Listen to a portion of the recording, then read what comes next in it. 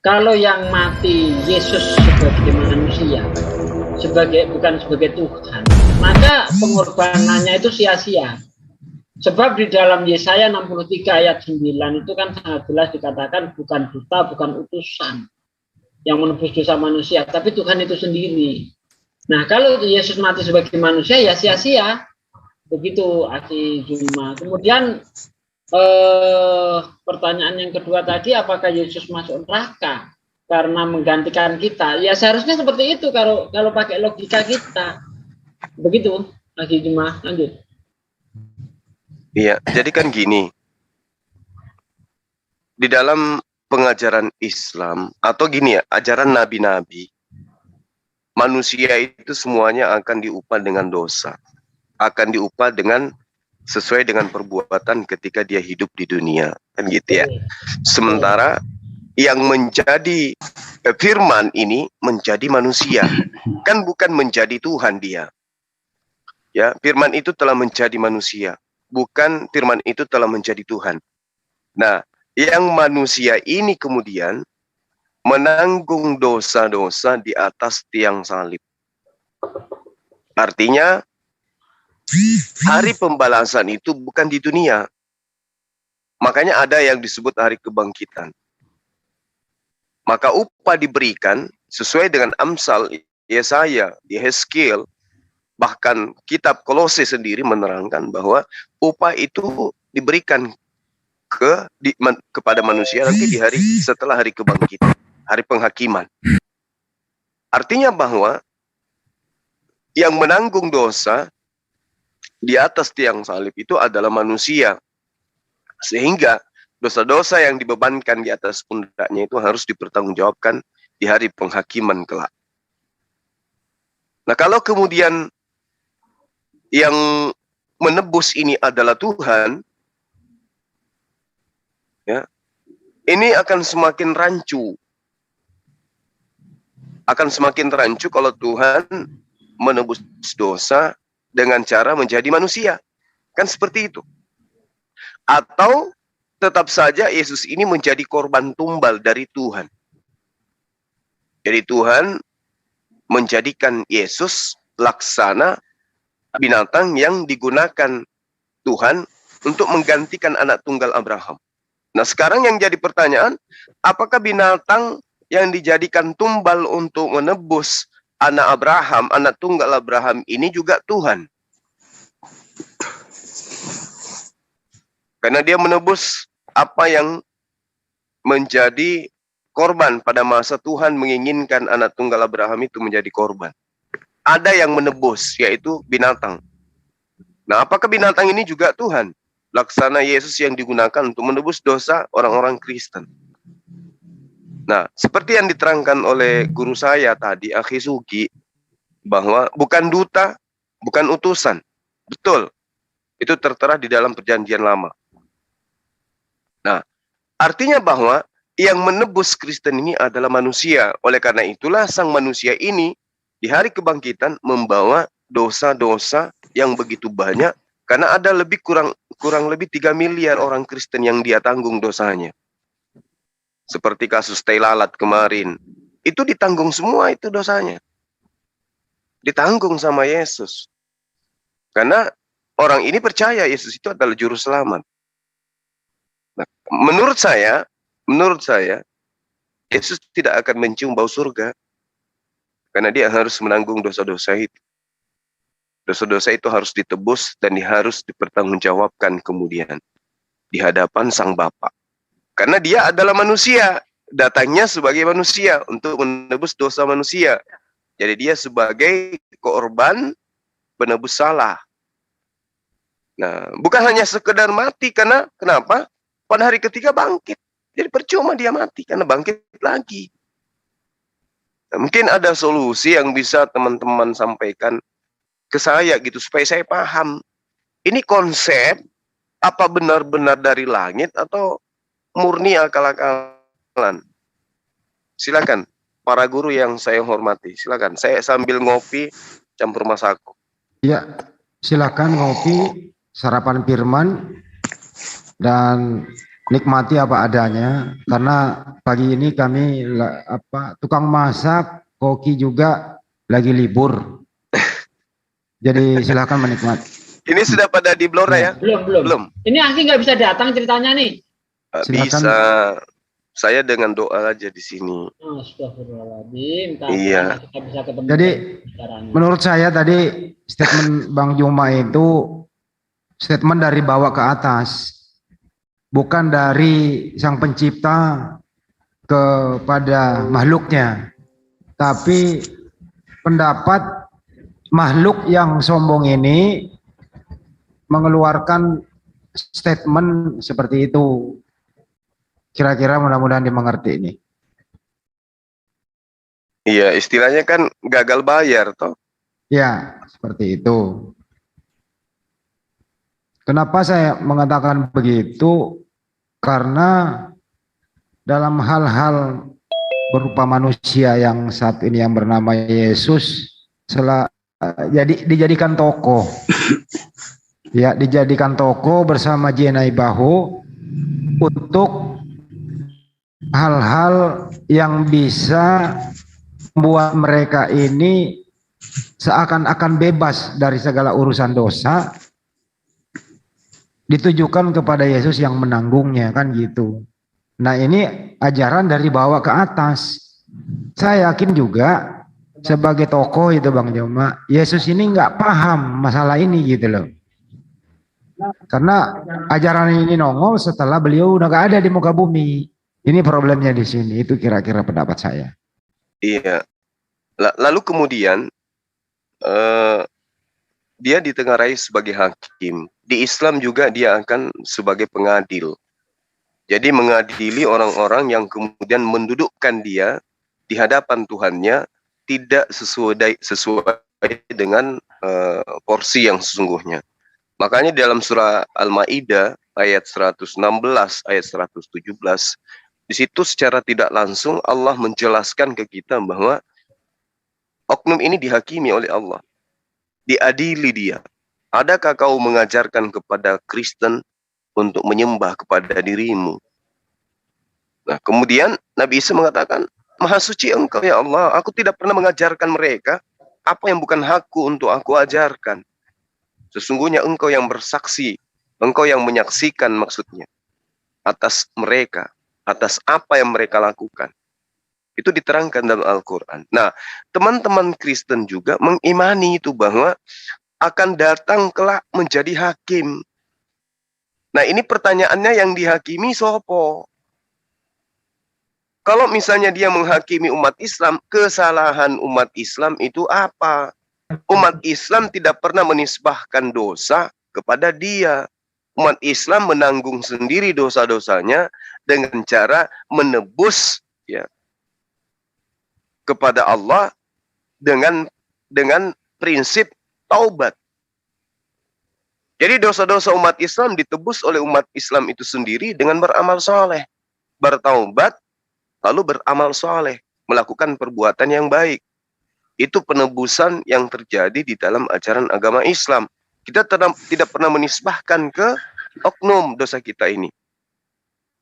Nah, lalu kalau bukan umat Islam yang diadili, lalu siapa yang akan dihakimi dan diadili oleh Yesus kelak ketika ia datang? Kalau itu ciri-ciri dan tanda-tandanya kan udah dikemukakan Yesus sendiri. Ada beberapa kategori orang yang akan dipertemukan nanti, yaitu siapa? Orang atau manusia, sekelompok manusia yang masih miliaran ini menganggap dia adalah Tuhan. Sekelompok orang atau semiliaran orang yang melakukan mukjizat keajaiban atas nama Yesus. Ketiga, segerombolan orang yang bermujizat dengan hasil yang begitu fantastis, mengobati orang, megang kepala orang, membacakan mantra-mantra atas nama Yesus. Padahal di balik ini semua, inilah yang akan bertemu dengan Yesus, dianggap oleh Yesus pembuat kejahatan. Kira-kira itu sih Pak Juma menurut saya. Iya, jadi kena poinnya ya Bang ya. membuat kejahatan oleh karena meninggalkan perintah Tuhannya, lalu kemudian mengikuti perintah manusia. Karena penyembahan terhadap Yesus itu jelas. Kristen, Muslim, Islam itu mengakui bahwa perintah itu bukan dari Yesus, melainkan itu adalah satu teori dan praktek yang diberikan oleh orang-orang di luar daripada diri Yesus, termasuk iblis. Iblis yang memberikan contoh menyembah kepada Yesus. Orang-orang Majus yang diceritakan juga memberi contoh sujud kepada Yesus. Nah, itu yang mereka ikuti. Sementara Yesusnya sendiri sibuk menyembah kepada Tuhan yang ada di langit.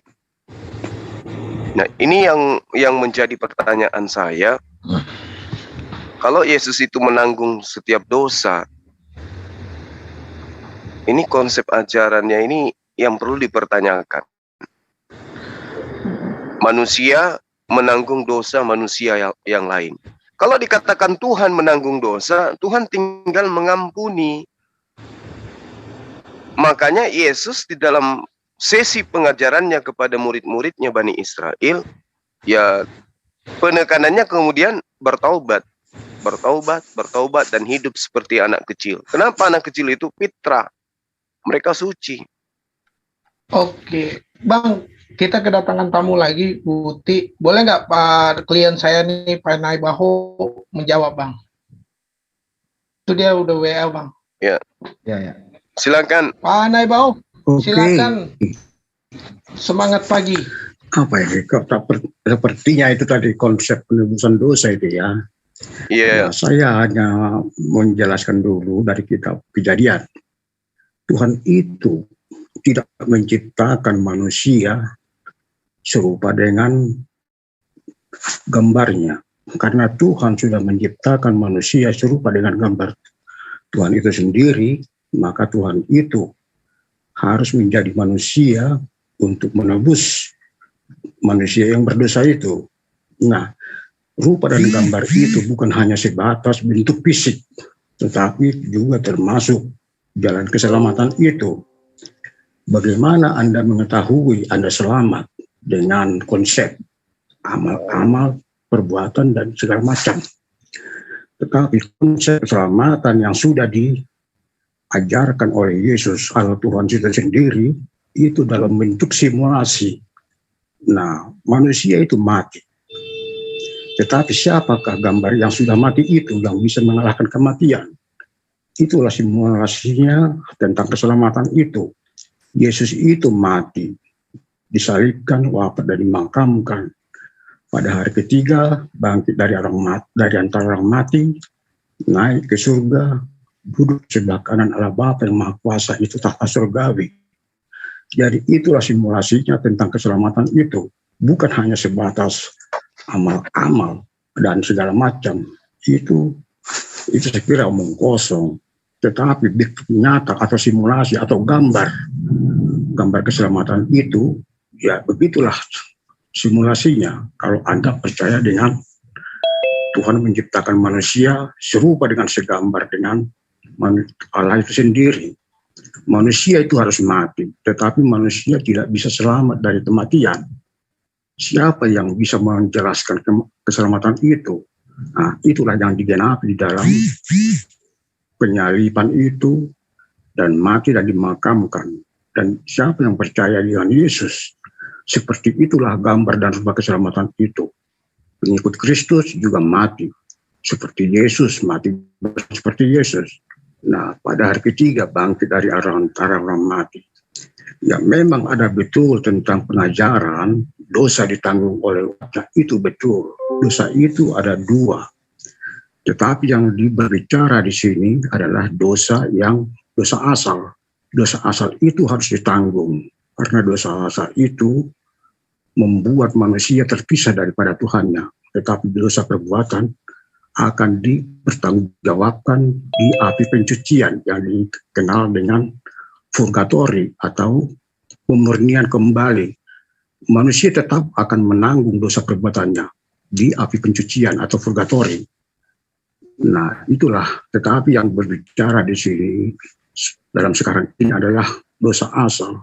dosa asal itu harus diselamatkan, yaitu dosa rekonsiliasi, kembali hubungan manusia dengan Tuhannya itu seperti sedia kala, atau seperti ketika Adam dan Hawa belum terpisah dari Tuhannya. Itulah makna penebusan dosa itu, bukan dosa perbuatan. Dosa perbuatan itu tetap akan ditanggung oleh manusia itu sendiri, tetapi tidak lagi di neraka, tetapi di api pencucian atau purgatori itu. Itulah perbedaannya. Jadi kalau mau dikatakan sia-sialah ini atau gimana lah penjelasannya tadi itu, kalau mengatakan penebusan dosa itu sesuatu hal yang tidak masuk akal, nah bagi orang yang tidak percaya dengan Tuhan menciptakan manusia serupa dengan segambar, ya tentu sia-sialah itu. Tetapi dalam ajaran Kristen, Tuhan itu tidak menciptakan manusia jikalau tidak serupa dengan Tuhannya itu sendiri. Tetapi manusia tidak dapat selamat dari kematian. Tetapi yang itulah sebabnya Tuhan harus menggenapi menjadi manusia, sebab satu-satunya Tuhan yang bisa mengalahkan kematian hanyalah Tuhan sendiri. Tidak ada manusia yang sanggup mengalahkan kematian. Oke, itulah penjelasannya, gambaran tentang penebusan dosa itu. Jadi tentang penebusan dosa adalah dosa yang bersifat dosa asal, bukan dosa perbuatan. Oke, gitu. Saya tertarik dengan pernyataan Anda tadi. Maaf ya, guru saya ingin menjelaskan. Ya, silakan, akhi. Saya tertarik dengan pernyataan Pak Gene Baho yang mengatakan bahwa mendapatkan keselamatan dengan cara perbuatan baik itu omong kosong. Begitu Pak ya? Lanjutkan. Ya, oke. Berarti secara tidak langsung Anda sudah menuduh Yesus omong kosong kalau begitu. Karena Yesus sendiri menjelaskan ketika ada orang kaya atau pemimpin bertanya kepada Yesus di dalam Lukas 18 ayat 18 sampai ayat 20. Ada seorang pemimpin bertanya kepada Yesus, ya katanya, guru yang baik, perbuatan apa yang harus aku lakukan supaya mendapatkan hidup yang kekal? Apakah Yesus menjawab, bukan dengan perbuatan baik kamu bisa mendapatkan hidup yang kekal, mendapatkan surga, bukan dengan cara perbuatan baik. Tapi justru sebaliknya yang dijawab oleh Yesus. Kalau kamu ingin mendapatkan hidup yang kekal, apakah kamu tidak tahu perintah Tuhan? Kan dijawab seperti itu oleh Yesus. Ya, jawab Yesus, mengapa kau katakan aku baik? Tak seorang pun yang baik selain daripada Allah saja. Engkau tentu mengetahui segala perintah Allah.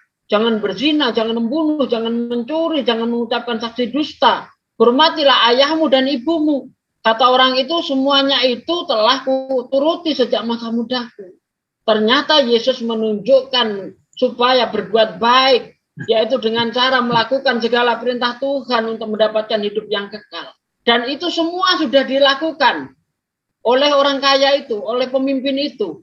Lalu dijawab oleh Yesus, ya, kata orang itu, semuanya itu telah kuturuti sejak masa mudaku. Mendengar itu Yesus berkata kepadanya, masih tinggal satu lagi.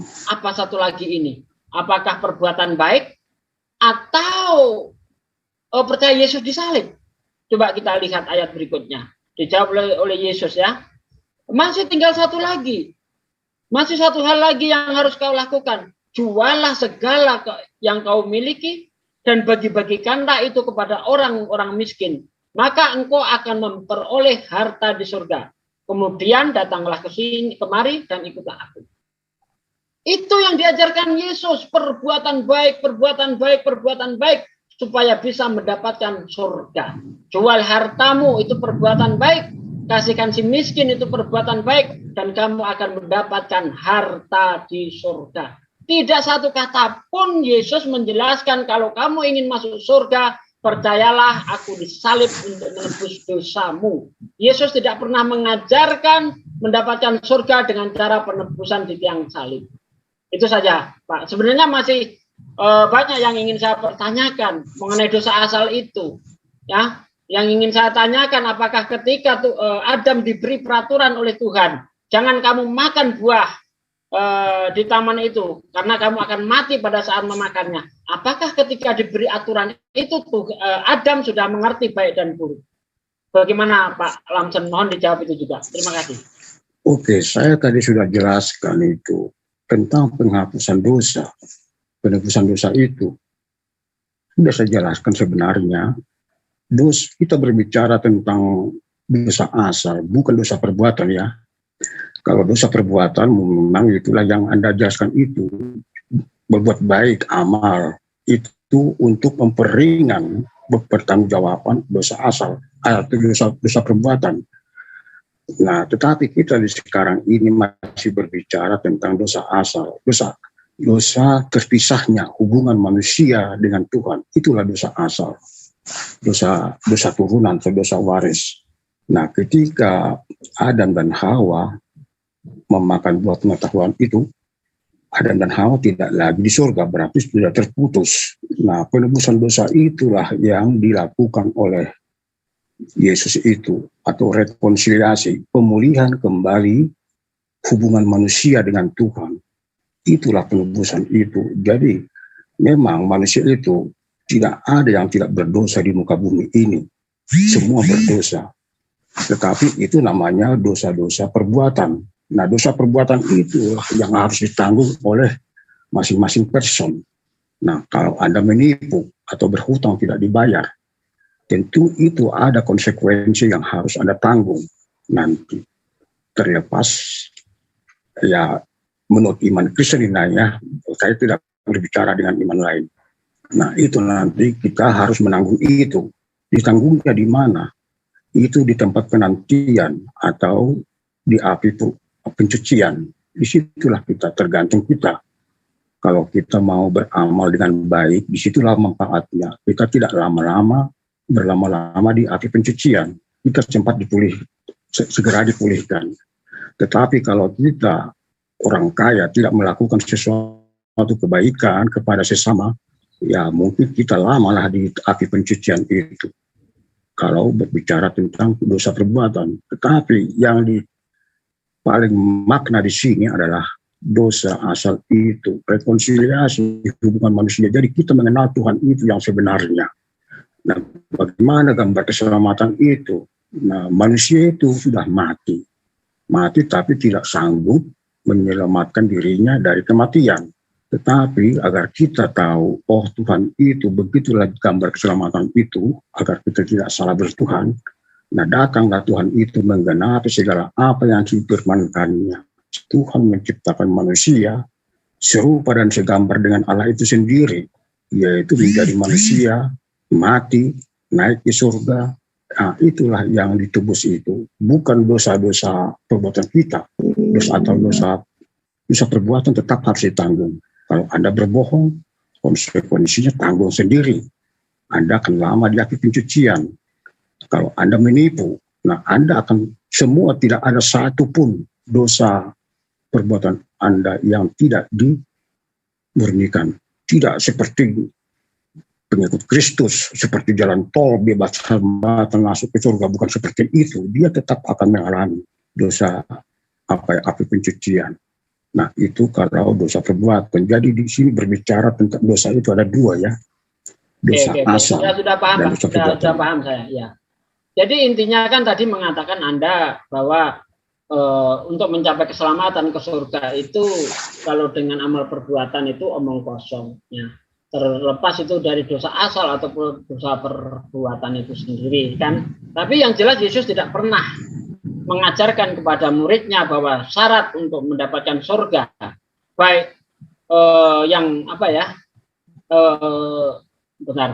Yesus tidak pernah mensyaratkan bahwa untuk mendapatkan surga itu dengan cara penebusan dia di tiang salib, itu enggak ada. Dan Yesus juga enggak pernah mengajarkan bahwa dosa asal itu dia yang menebus, enggak ada. Apalagi kalau kita lihat kronologinya ketika Adam makan buah. Ya, itu Adam belum ngerti baik dan buruk. Karena yang namanya pengertian baik dan buruk itu masih ada di dalam buah tersebut. Jadi Adam enggak ngerti apa-apa. Terbukti Adam belum punya malu ketika dia telanjang, dia belum mengenal peradaban, ya kan. Nah, ketika orang yang tidak ngerti baik dan buruk, ketika diberi aturan, lalu dia melanggar, kok bisa dikatakan dosa? Anak-anak saja, anak-anak kita yang belum ngerti baik dan buruk, ya, ketika kita kasih aturan, kemudian anak itu melanggar, enggak kita hukum kok. Nah, maka sungguh keanehan ya, kalau ada orang yang belum ngerti baik dan buruk, lalu diberi peraturan, lalu dibiarkan begitu saja. Ya ini yang salah yang memberi aturan. Misalnya anak kita belum ngerti baik dan buruk, kita bilang kepada anak kita, nak, jangan naik ke atas kursi, nak, nanti jatuh. Lalu kita tinggal anak itu. Kemudian anak kita naik, jatuh dari kursi. Yang salah siapa? Anaknya atau bapaknya? Ini logika kita main di situ. Kalau Adam belum mengerti baik dan buruk, lalu diberi peraturan dan begitu saja dibiarkan, maka yang salah bukan Adam, Tuhannya yang salah. Kenapa tidak diawasi? Kan begitu. Negara saja, negara kita, anak-anak yang melakukan kenakalan itu belum bisa dituntut secara hukum. Ya, paling hanya sebagai pendidikan saja seperti itu. Apalagi ini Tuhan, maksud orang yang tidak ngerti baik dan buruk. Selamat malam. Bentar. Ya, orang yang belum ngerti baik dan buruk, diberi peraturan lalu melanggar, lalu diberi hukuman, dan hukuman itu terus menjalar kepada anak cucunya. Padahal kita tidak pernah tahu kapan Adam itu makan buah. Kecuali ketika Adam makan buah, ngomong sama anak cucunya, aku mau makan buah ini, boleh atau tidak. Lalu kita berkata boleh, barulah kita bisa kena getahnya. Kita tahu saja enggak kok diberi dosa turunan ini, ya enggak masuk akal begitu. Silakan Pak. Oke, begini ya. Anda tidak paham apa yang saya jelaskan itu sebenarnya. Dosa turunan atau dosa asal itu saya sudah definisikan tadi, terpisah hubungan manusia dengan Tuhannya, atau dengan kata lain, terpisahnya Adam dan Hawa yang semula di surga menjadi di bumi. Itulah dosa asal itu. Nah, karena sudah terpisah manusia dengan Tuhannya, maka yang berkuasa atas manusia itu adalah pastilah iblis. Jadi karena terpisah selama manusia itu di bumi ini, ajaran iblis yang diikuti oleh manusia. Kita bisa melihat dari mulai zaman Nabi Adam berketurunan sampai ke zaman Nabi Nuh. Mana ada manusia yang berkenan di mata Tuhan, kecuali hanya satu keluarga, yaitu dari keluarga Nuh. Semua ketika ada banjir air bah, binasa semua. Itu apa itu sebabnya? Itu kan karena dosa asal. Kecuali hanya satu-satunya dari keluarga Nabi Nuh. Itulah yang selamat. Kepada Nabi Nuh Tuhan berfirman agar membuat manusia, agar membuat bahtera, agar bisa, karena Tuhan sudah murka. Nah, dibinasakanlah, didatangkanlah air bah. Kan binasa semua manusia itu. Oke, nah, satu-satunya. Pak Anu nggak menanggapi apa yang saya nyatakan tadi. Dosa asal itu bisa terjadi, ya, anggaplah bisa terjadi, kalau Adam itu sudah ngerti baik dan buruk, diberi peraturan. Adam belum mengerti baik dan buruk pada waktu itu, Pak. Bagaimana mungkin dia bisa dikatakan berdosa? Orang gila itu ya, kalau kita misalnya kita arahkan, kita beri peraturan, tetap saja dia melanggar karena nggak ngerti baik dan buruk, tidak bisa membedakan itu, gitu loh. Adam posisinya saat itu belum ngerti baik dan buruk. Ketika diberi peraturan lalu dia melanggar, wajar. Namanya nggak bisa membedakan, oh ini baik, ini buruk, nggak bisa. Wajar kalau begitu, itu satu. Yang kedua, Adam yang melakukan kesalahan, kok anak cucunya yang kena. Kita nggak ikut makan nangkanya, kenapa kena getahnya, gitu loh. Jadi dosa asal ini bisa terjadi kalau Adam sudah ngerti baik dan buruk. Kecuali kalau dia sudah ngerti baik dan buruk, lalu kita lalu Tuhan memberi peraturan, terus Adam tetap melanggar, itu baru bisa dikatakan berdosa begitu. Monggo yang lainnya.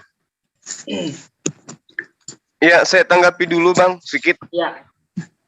Terkait dengan ya kalimat-kalimat sesumbar yang memfitnah terhadap pencipta langit dan bumi, yang dikatakan bahwa Tuhan pencipta langit dan bumi itu segambar dengan makhluk. Ini perkataan yang menyebabkan langit hampir runtuh ini.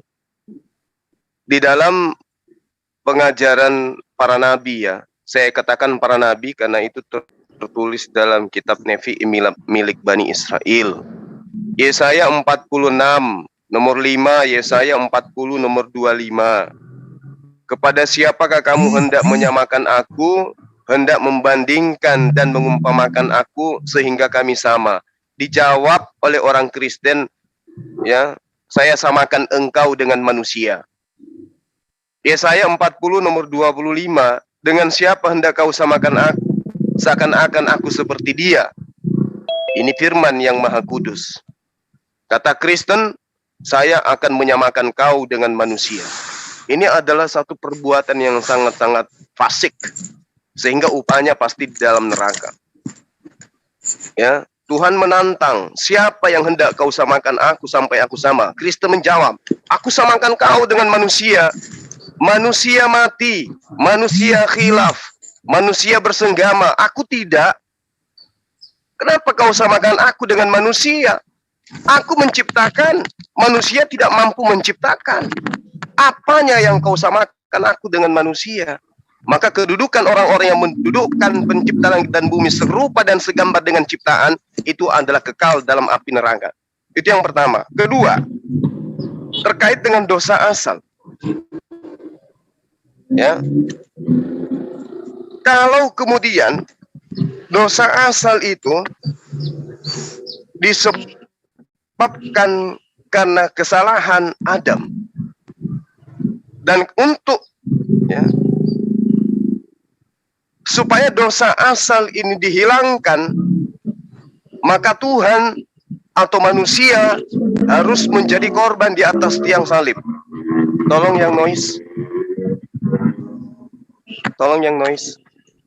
Jadi Tuhan mengambil rupa manusia untuk kemudian mati di atas tiang salib agar manusia tidak lagi memiliki dosa asal. Pertanyaannya kemudian, akibat dari dosa akal itu adalah melahirkan manusia cenderung melakukan dosa. Ada potensi manusia jatuh ke dalam dosa. Itu akibat dosa asal menurut perspektif ajaran yang memfitnah Tuhan sama seperti manusia. Nah, ketika Yesus datang menghilangkan dosa asal, apakah manusia itu tidak cenderung lagi kepada kemaksiatan? Justru semakin setelah datang Yesus, Kristen semakin merajalela melakukan kesalahan, melakukan dosa yang luar biasa di atas muka bumi. Perang dunia pertama, perang dunia kedua, perang salib dan seterusnya, pembantaian terhadap pemukiman-pemukiman Yudaism, itu dilakukan oleh orang-orang yang mengaku dirinya sudah ditebus dosa asalnya, sudah dihapus, sudah ditutup keran untuk mereka melakukan dosa. Tapi faktanya dosa asal itu tidak bisa lenyap dengan matinya Yesus di tiang salib. Kristen malah setiap hari makin beringas. Sesama pendeta dengan pastor saling buka aib di depan umum. Mana dosa asalnya yang ditebus? Nggak ada. Itu yang kedua. Jadi fitnahan ini harus dihapuskan. Tak boleh diteruskan. Memfitnah Tuhan segambar dengan ciptaan, itu adalah dosa. Upahnya neraka. Yang ketiga, dosa perbuatan Anda katakan akan diupah neraka. Saya katakan kalau itu betul dan Anda imani, maka seluruh orang Kristen akan dibakar di neraka. Sesuai dengan apa yang tertulis dalam Markus 9, nomor 49, bahwa semua Kristen akan digarami dengan api neraka. Camkan itu. Jadi poin ini ketika Anda mengatakan dosa perbuatan akan diupah dengan neraka, artinya semua Kristen akan digarami dengan api neraka kekal. Loh, kok bisa kayak begitu? Ya, karena perbuatan mereka kemudian tidak lagi mentaati perintah Tuhan. Semua ketetapan Tuhan yang Tuhan berikan kepada Bani Israel, yang dikatakan oleh Tuhan, jika engkau mengasihi aku, maka engkau akan taat, engkau akan setia, engkau akan benar, engkau akan menjalankan semua ketetapan hukum-hukum dan aturan yang aku berikan kepada para nabi. Kristen muncul kemudian dengan dasar Efesus 2 nomor 15, Galatia 5 nomor 1, Galatia 3 nomor 13, apa yang dikatakan oleh pendiri Kristen? Dengan matinya Yesus di tiang salib menebus dosa kita, maka Yesus telah membatalkan hukum Taurat berserta segala hukum dan ketentuan yang ada di dalamnya. Berarti Kristen tidak lagi melakukan perbuatan-perbuatan yang diperintahkan oleh Tuhan, yang ditetapkan oleh Tuhan, yang dijadikan sebagai hukum oleh Tuhan. Tidak lagi. Artinya bahwa yang menyebabkan orang masuk ke dalam surga, menurut penjelasan Bible yang diuraikan oleh guru saya tadi, Akhi Sugi, perbuatan manusia, amalan manusia, impak, sedekah, zakat, dan semuanya itulah yang menyebabkan manusia itu masuk ke dalam surga. Dan ini tidak berlaku lagi dalam Kristen. Gak ada lagi perbuatan baik di Kristen itu. Yang ada hanya ajaran kasih, ajaran kasih, ajaran kasih. Apa ajaran kasihnya itu? Ya, menjajah, bagi Indomie, mempengaruhi orang masuk ke Kristen, mendoktrin orang agar menyembah kepada Yesus, itu yang mereka katakan ajaran kasih. Jadi 3 poin ini tolong dicamkan. Adalah orang yang akan kekal di neraka ketika dia menyamakan, menyetarakan, menganggap Tuhan pencipta langit dan bumi ini serupa dan segambar dengan ciptaannya. Kedua, dosa asal sudah ditebus. Faktanya, setiap hari kita melihat bagaimana penjara-penjara di luar negeri yang mayoritas Kristen dipenuhi oleh orang-orang Kristen. Ketiga, dosa perbuatan, ya, di mana Yesus menerangkan bahkan di dalam kitab Wahyu, kalau kita melihat dengan jeli, Wahyu 20 nomor 12. Aku melihat orang mati besar dan kecil berdiri di hadapan tahta penghakiman, lalu dibuka semua catatan-catatan kitab. Yang dibuka juga sebuah kitab lain, yaitu kitab kehidupan. Kitab yang menceritakan tentang proses kehidupan manusia dari sejak ia lahir sampai ia mati. Itu dibuka, dan orang-orang mati dihakimi menurut perbuatan mereka berdasarkan apa yang tertulis di dalam catatan-catatan kitab-kitab tersebut. Ingat, ini dalil manusia akan dihakimi berdasarkan catatan amal perbuatan. Artinya bahwa orang Kristen itu kalau dia mau benar, harus berlomba-lomba berbuat kebajikan, berbuat amal soleh, berbuat kebenaran, mengamalkan amalan soleh, dan memenuhi perintah Yesus. Perbanyaklah harta surga, karena harta surga tidak lekang dimakan oleh karat. Apa harta surga itu? Amal baik, amalan soleh. Bagaimana Kristen mau beramal soleh? Bagaimana Kristen mau beramal baik? Sementara poin-poin yang menyebabkan manusia jatuh kepada perbuatan baik sudah dibatalkan dengan matinya Tuhannya di atas tiang salib. Maka mereka bebas melenggang mau melakukan apa saja. Yang penting mereka meyakini Yesus itu adalah juru selamat yang menanggung dosa mereka. Ini Pak Pendeta Naibaho, tolong direnungkan 3 poin ini. Demikian. Baik, Bang. Ada satu klien saya lagi itu, Bang.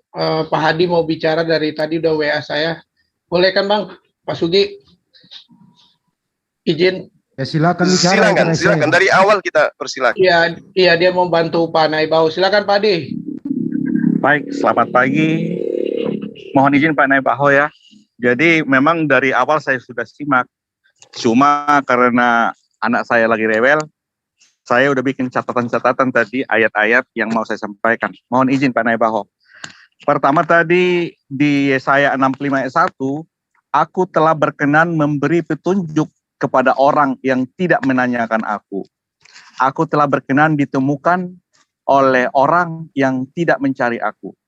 Aku telah berkata, ini aku kepada bangsa-bangsa yang memanggil aku.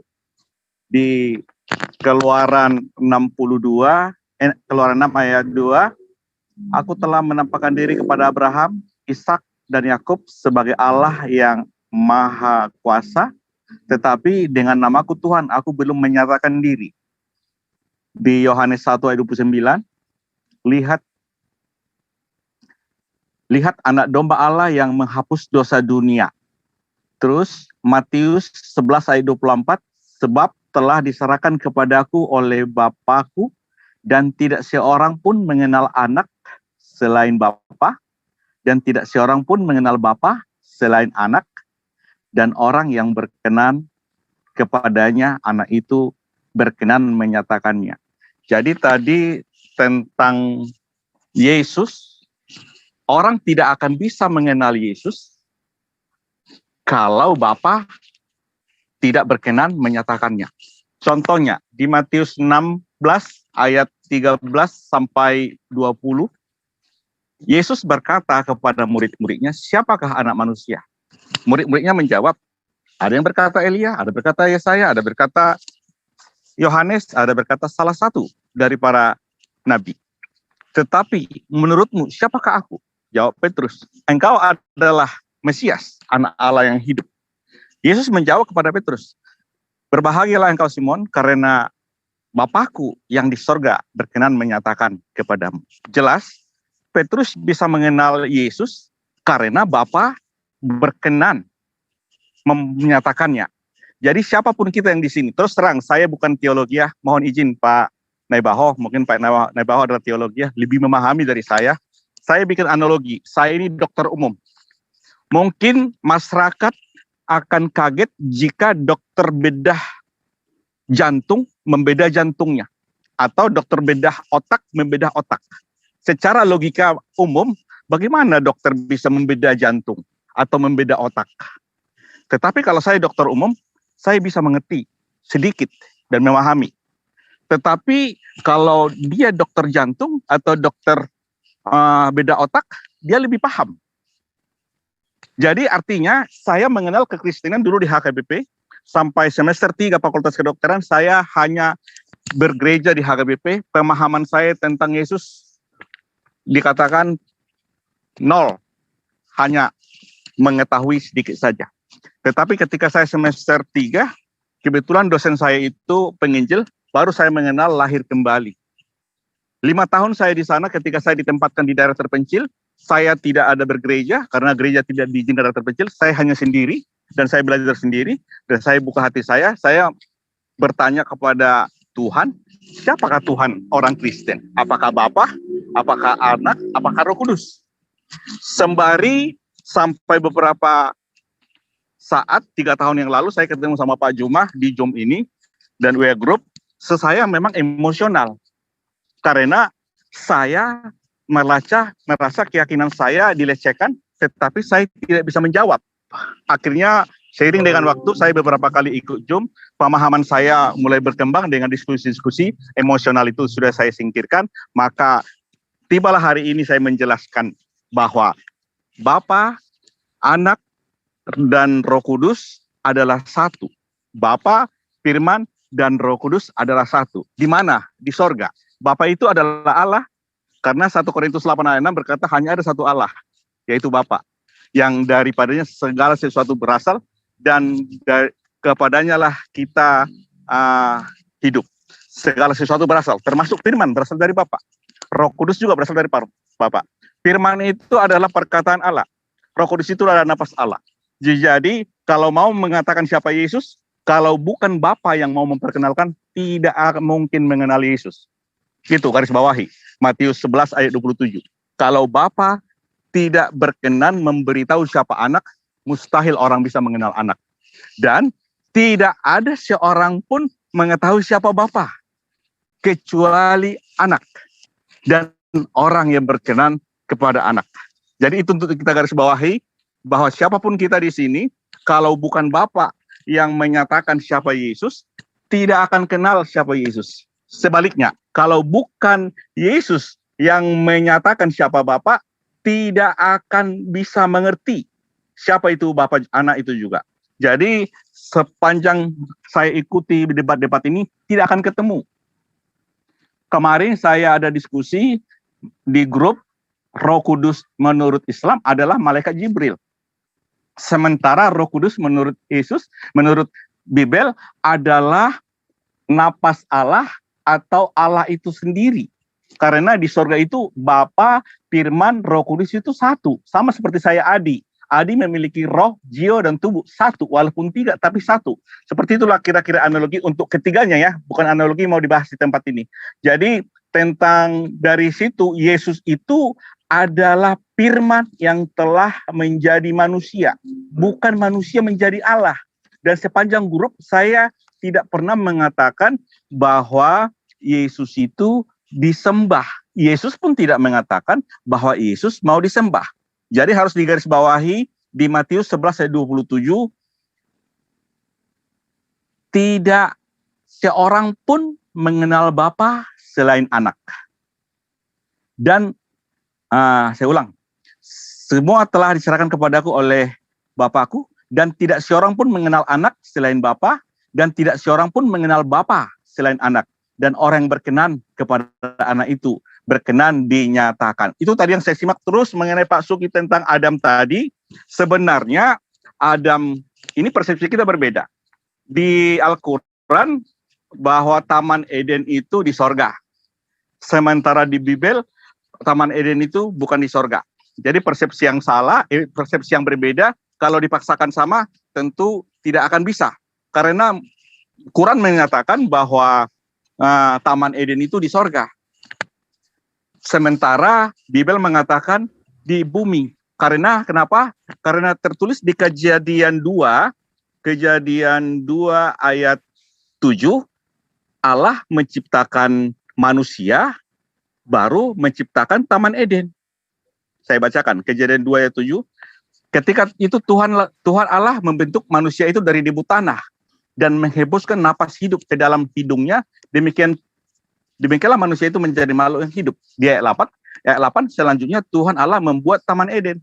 Jadi artinya manusia dulu diciptakan, baru Taman Eden ada. Jadi kalau Taman Eden itu sorga menurut Al-Quran, berarti Adam duluan dicipta dari debu tanah. Tapi sebelum Adam dicipta, tentu tanah dulu dicipta. Makanya Kejadian 1 ayat 1, pada mulanya Allah menciptakan langit dan bumi. Itu yang pertama. Jadi di Kejadian 2 ayat 7, ketika itulah Tuhan Allah membentuk manusia itu dari debu tanah dan menghembuskan napas hidup ke dalam hidungnya. Demikian manusia itu menjadi makhluk yang hidup. Itu Kejadian 2 ayat 7. Ayat 8-nya selanjutnya Tuhan Allah membuat Taman Eden. Nah, jadi langit dan bumi diciptakan, manusia diciptakan, baru Taman Eden. Logikanya sorga diciptakan setelah langit bumi ada, setelah Adam ada, baru Taman Eden dibuat. Itu menurut Bible. Tetapi menurut kalau Taman Eden itu sorga, berarti menurut Bible langit bumi duluan, Adam kemudian, baru Taman Eden. Nah, di sini perbedaannya. Jadi karena perbedaan ini kita tidak akan mungkin sama dan tidak akan mungkin ketemu sampai kapanpun itu, Pak Sugi. Terus tentang hidup yang sempurna, Pak Sugi tadi saya buat yang sempurna yang dibilang itu kan, jika kamu mau sempurna, jikalau engkau hendak sempurna, pergilah, juallah segala milikmu dan berikanlah itu kepada orang-orang miskin, maka engkau akan beroleh harta di sorga, kemudian datanglah kemari dan ikutlah aku. Jadi ini perkataan Yesus kepada orang muda yang kaya, semua hukum Taurat sudah dilakukan. Dan Yesus tahu bahwa hukum Taurat tidak akan menyelamatkan. Tidak ada tertulis oleh hukum Taurat orang bisa masuk surga. Kalau hukum Taurat bisa menyelamatkan masuk surga, Yesus tidak akan mungkin jadi turun ke bumi. Firman yang adalah perkataan Tuhan, yang adalah Tuhan itu sendiri, tidak mungkin jadi manusia menyelamatkan manusia.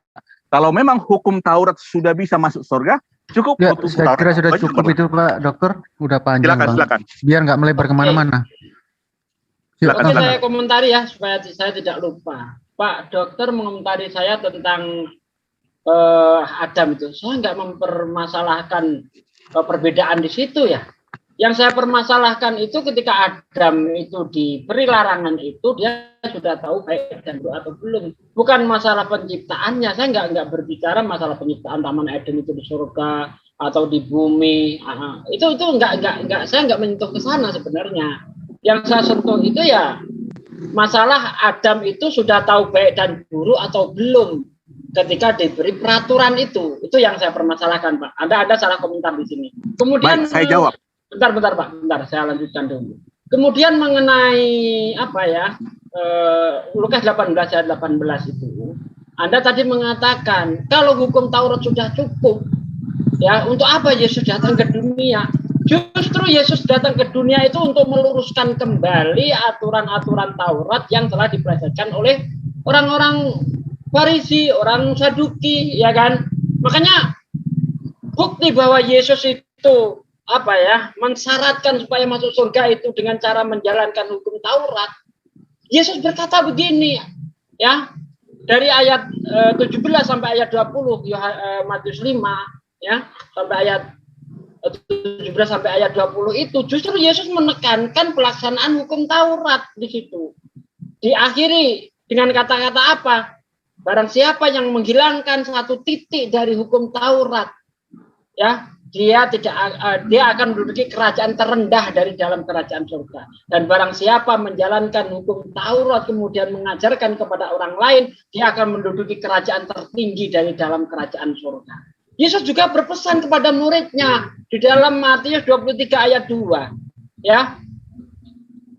Pergilah kepada orang Farisi dan ahli Taurat yang telah menduduki kursi Musa. Ini pakai kata-kata saya aja, ya. Ikuti segala yang diajarkan, tetapi jangan kamu ikuti yang diperintahkan, yang dikerjakannya. Noise. Karena orang Farisi dan ahli Taurat itu hanya mengajarkan hukum Taurat, tetapi tidak menjalankan. Pun mengajarkan bahwa syarat masuk surga dengan cara dia disalib untuk menebus dosa manusia.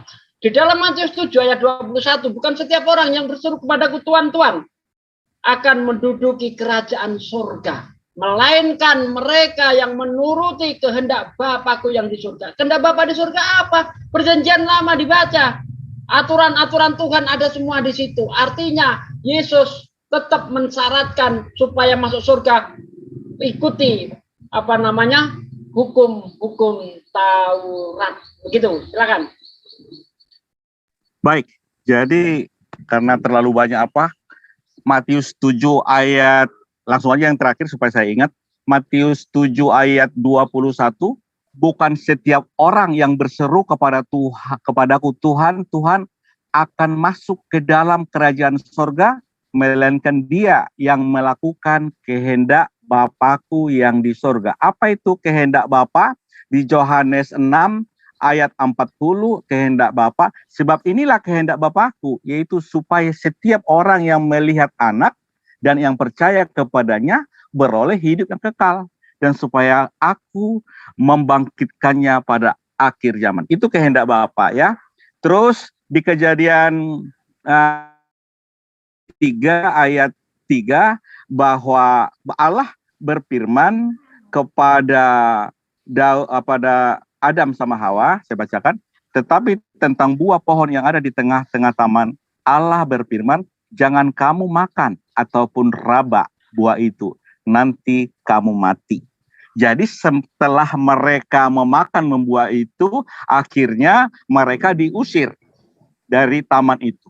Jadi kalau taman itu sorga, menurut Al-Quran, mereka diusir dari sorga. Ya. Jadi akibat mereka diusir dari sorga, Adam dan Hawa dan semua keturunannya sudah diusir dari sorga. Supaya kembali kepada sorga, itulah tujuannya ada kitab suci. Sekarang manusia itu sudah berada di bumi karena diusir dari sorga. Itu menurut versi Al-Quran, ya. Karena Taman Eden menurut Al-Quran adalah sorga, berarti Adam dan Hawa diusir dari sorga. Sekarang keturunan Adam sekarang sudah di bumi, nggak di sorga lagi. Tujuan kitab suci kan supaya kembali ke sorga. Ya, itu. Terus apalagi yang mau disampaikan tadi? Tentang ayat-ayat tadi, sebenarnya tidak seorang pun bisa mengerti firman Tuhan kalau Yesus tidak membuka pikirannya. Sama seperti analogi saya tadi. Bedah jantung dibedah atau beda otak kepala ini dibedah, secara logika tidak akan mungkin, tetapi bagi orang yang mengerti seperti dokter, orang medis bisa mengerti. Akhirnya kami dokter yang bisa mengerti menerjemahkan kepada pasien. Setelah kami terjemahkan, kami terangkan, baru mereka bisa mengerti. Baik. Tetapi sebelum ada penjelasan, mustahil. Kalau bedah di jantung, ya matilah kalau jantungnya udah dipotong. Kalau kepala dipotong. Seperti itu analogi saya. Silakan. Saya ingin mengomentari pernyataan Anda di dalam Yohanes 6 ayat 40. Sebab inilah kehendak Bapakku, yaitu supaya setiap orang yang melihat anak dan yang percaya kepadanya beroleh hidup yang kekal. Percaya apa di sini? Apakah percaya Yesus sebagai Tuhan? Di mana Yesus menyatakannya? Justru supaya bisa mendapatkan hidup yang kekal, harus percaya Yesus sebagai utusan Tuhan. Jelas sekali itu dinyatakan oleh Yesus di dalam Yohanes 17 ayat 3. Inilah hidup yang kekal itu, yaitu mereka mengaku bahwa engkaulah satu-satunya Allah yang benar dan Yesus Kristus yang engkau utus. Jadi percaya di sini, percaya Yesus sebagai utusan baru bisa masuk surga. Tapi kalau percaya Yesus sebagai Tuhan nggak ada ayatnya. Kemudian mengenai pernyataan Petrus bahwa Yesus itu Mesias, kami setuju dan sepakat mengaminkan. Makanya kita menyebut Yesus dengan sebutan Isa alaihi salam. Ya, Isa al-Masih. Sama itu al-Masih, Kristus, Mesias, sama. Dari kata-kata yang sama, dari kata masaha, yang artinya mengurapi. Dalam bahasa Yunani jadi Kristos. Ya, orang Indonesia menyebutnya Kristus, Mesias. Kita mengaminkan. Tapi apakah Mesias di sini menurut pengertian Yesus adalah Tuhan yang jadi manusia? Atau Tuhan itu sendiri? Ternyata tidak. Karena Isa itu adalah orang Yahudi, tentu kita memahami Mesias yang dimaksud Yesus, dimaksud Petrus adalah berdasarkan pendapat orang Yahudi. Ternyata Mesias menurut mereka adalah seorang raja yang diurapi, yang akan menyelamatkan bangsa Yahudi. Seperti itu, bukan Tuhan. Orang Yahudi nggak pernah memahami bahwa Mesias itu adalah Tuhan yang jadi manusia seperti yang dikabarkan kepada kita orang-orang Kristen itu. Kemudian mengenai kita nggak mengerti kitab suci dari mana? Dibilang saya nggak tahu, padahal saya nggak menafsir pakai otak saya. Saya tafsir ayat pakai ayat. Ayatnya menjelaskan seperti itu. Ketika Anda mengatakan bahwa kalau hukum Taurat itu bisa menjadi syarat untuk masuk surga, Yesus tidak akan datang ke dunia. Nah, Yesus nggak pernah menyatakan bahwa dia datang ke dunia untuk disalib untuk menebus dosa manusia sehingga manusia itu masuk surga. Yesus nggak mengajarkan itu. Justru yang diajarkan Yesus tetap taat kepada hukum-hukum Taurat. Ya. Jangan kamu sangka aku datang ke dunia untuk melenyapkan hukum Taurat dan kitab para nabi. Aku datang untuk menggenapinya. Hukum Taurat dan kitab para nabi tidak akan dilenyapkan hingga langit dan bumi lenyap. Satu iota, satu titik pun hukum Taurat tidak akan dilenyapkan hingga semua terjadi. Apa yang terjadi? Kiamat itu tadi. Jangan dilarikan kemana-mana. Ya, hingga semuanya terjadi. Siapa yang menghilangkan satu titik dari hukum Taurat, dia tidak akan menduduki kerajaan surga. Ya, dan barang siapa mengajarkan menjalankan hukum Taurat kemudian mengajarkan kepada orang lain, maka dia akan menduduki kerajaan tertinggi dari dalam kerajaan surga. Itu bukti bahwa hukum Taurat bisa menempatkan manusia di dalam kerajaan Allah yang tertinggi. Di ayat 20-nya, apabila kehidupan keagamaanmu tidak lebih benar daripada kehidupan orang Farisi dan ahli Taurat, kamu tidak akan menduduki kerajaan surga, kata Yesus. Ternyata bagaimana kehidupan orang Farisi dan ahli Taurat? Ya, keagamaan mereka seperti apa? Keagamaan mereka hanya mengajarkan hukum Taurat tetapi tidak menjalankan. Mengajarkan saja, tidak menjalankan. Menurut Yesus tidak bisa masuk surga.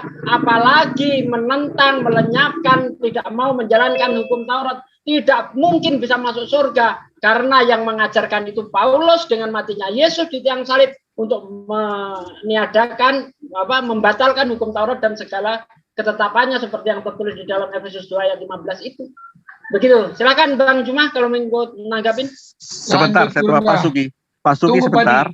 Izin Gurunda dulu dong gantian ya, sedikit. Silakan. Gitu. Gurunda, lanjut.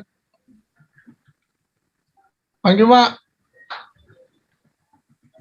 Bentar, masih ke mute lagi Juma. Iya, sorry. Ya. Jadi gini. Kedengaran kan suara saya? Enggak. Pakai toa, Bang. Baik. Jadi di awal tadi Pak Dokter mengatakan sesuatu yang sebenarnya harus Pak Dokter imani. Mengambil Matius 16 nomor 16. Bentar, mohon izin chatnya jangan disable dong. Aku mau komen di situ. Iya, silakan. Tapi jangan jangan provokatif ya kalau nulis chat. Emangnya aku suka provokatif apa? Enggak, ada yang seperti itu gitu. Aku suka opor aku. Habis ini boleh Bang Adei, boleh habis Pak Dokter Bang Adei silakan. Jadi gini, kalau Pak Dokter mengatakan Matius 16 nomor 16, harusnya Pak Dokter percaya perkataan Yesus. Kok jadi percaya kepada Paulus? Kan Matius 16 nomor 16 yang mengatakan bahwa dia Mesias adalah Yesus. Yang mengatakan dirinya adalah anak Tuhan kan Yesus. Kenapa Bapak nggak percaya? Ayolah, percaya kepada Yesus. Yesus itu anak Tuhan. Apa anak Tuhan itu? Menurut perspektif orang Yahudi, orang yang disebut anak Tuhan adalah orang yang soleh, orang yang intim, kekasih Allah, orang yang taat, hamba yang taat, patuh, setia terhadap perintah Tuhannya. Itu yang disebut sebagai anak Tuhan. Kalau Yesus anak Tuhan, berarti dia adalah hamba Tuhan yang taat, orang yang soleh. Kalau Yesus Mesias, berarti dia adalah nabi, orang yang ditasbihkan, orang yang diurapin, orang yang diberi kedudukan satu level di atas manusia biasa. Artinya dia utusan Tuhan, orang spesial kalau dia adalah Mesias. Kenapa Anda tidak percaya? Wahai Pak Adi, tolonglah, percayalah kepada Yesus. Poin percaya kepada Yesus itu, seperti yang diuraikan oleh guru saya, itu adalah kehendak Bapa. Harus percaya kepada dia. Nah, kata Yesus dalam Yohanes 14, siapa yang percaya kepadaku, ia juga akan melakukan pekerjaan-pekerjaan yang kulakukan. Kalau Bapa melakukan pekerjaan yang Yesus lakukan, maka Bapa akan terlihat sebagai seorang Muslim. Tapi selama ini Anda menjadi Kristen. Yesus tidak pernah menteori dan mempraktekkan itu. Kemudian, ketika saudara saya mengatakan, tidak ada yang mengenal Bapa selain anak, dan tidak ada yang mengenal anak selain Bapa, atau apalah yang Anda doktrinkan tadi. Pak, saya katakan kepada Anda, satu hal itu bisa benar. Tidak ada yang mengenal Bapa selain anak. Satu hal itu mungkin benar. Mungkin juga salah. Apa poin benarnya? Karena yang disebut anak itu adalah orang-orang yang dekat kepada Bapa. Siapa mereka? Abraham, Adam, Samuel, Yesaya, kemudian Musa, Salomo, Daud. Mereka adalah anak-anak Tuhan. Mereka lah yang mengenal Bapa itu. Mereka yang mengajarkan tentang Bapa itu. Bukan berarti cuma Yesus. Anak Tuhan itu banyak. Kekasih Allah itu banyak. Orang-orang terdekat Allah itu banyak. Itu yang pertama. Kedua, kalau Anda mengatakan bahwa tiada yang mengenal Bapa selain daripada anak, artinya hanya Yesus, itu bohong. Itu dusta, itu menyesatkan. Kenapa? Musa dengan Tuhannya ya saling cakap-cakapan. Abraham saling tegur sapa dengan Tuhannya. Adam main peta umpet dengan Tuhannya. Jadi jangan Anda mengatakan hanya Yesus yang mengenal, jangan. Dusta itu Pak, itu menyesatkan. Jadi kalau Bapak mengaku saya belajar sendiri. Oh, itu berarti Bapak sudah membuka rahasia Bapak. Bapak tidak terpelajar dengan Bible. Mau belajar, boleh dengan saya atau dengan Ahisugi. Demikian. Silakan Bapak. Baik, saya jawab dulu. Saya mau ada kebaktian ya. Oke. Halo? Ya, lanjut. Ya, lanjut. Jadi gini. Jadi saya sudah memaparkan dari Matius 11 ayat 27 tadi bahwa tidak ada Matius 11 ayat 27, semua telah diserahkan kepadaku oleh Bapakku, dan tidak seorang pun mengenal anak selain Bapa, dan tidak seorang pun mengenal Bapa selain anak. Dan orang yang berkenan kepadanya, anak itu berkenan menyatakan. Jadi tadi di Yohanes 6 ayat 40, sebab inilah kehendak Bapakku, yaitu supaya setiap orang yang melihat anak dan percaya kepadanya beroleh hidup yang kekal, dan supaya aku membangkitkannya pada akhir zaman. Lalu di Yohanes 17 ayat 3 ditampilkan Pak Sugi tadi, inilah hidup yang kekal itu, yaitu mengenal bahwa mereka mengenal Engkau satu-satunya Allah yang benar, dan mengenal Yesus Kristus yang telah Engkau utus. Jadi mengenal engkau atau Bapa itulah hidup kekal. Siapa yang mengenal Bapa? Hanya Yesus yang bisa mengenal Bapa. Kalau bukan Yesus, tidak akan bisa kenal Bapa. Pak Sugi, buku-buku kedokteran itu banyak di Gramedia, di Google. Silakan Bapak belajar. Saya tantang Bapak. Apakah Bapak bisa jadi dokter? Hanya membaca buku-buku Gramedia atau Google? Ini pertanyaan saya kepada kita semua. Hanya membaca buku-buku yang ada di Gramedia tentang kedokteran, yang ada di Google tentang kedokteran, apakah dia bisa menjadi seorang dokter? Tentu tidak. Harus ada yang membimbing, harus ada yang mengajari, dan harus ada lembaga yang memberikan lisensi untuk bisa dia menjadi seorang, untuk menjadi seorang Kristen, pengikut Yesus. Tidak cukup hanya membaca. Tidak cukup hanya mengetahui. Buktinya orang kaya yang ada berhadapan dengan Yesus, semua sudah saya lakukan. Hukum Taurat, jangan mencuri, jangan memburu, jangan membinasakan. Ternyata nggak cukup untuk sempurna. Jadi inilah yang saya sampaikan, mengetahui banyak ayat bukan jaminan masuk surga. Mohon izin Pak Naibaho untuk dilanjutkan, karena Pak Naibaho orang teologi. Saya 5 tahun di Karismatik, aku beberapa kali seminar saya tentang Alkitab, yang ini ya.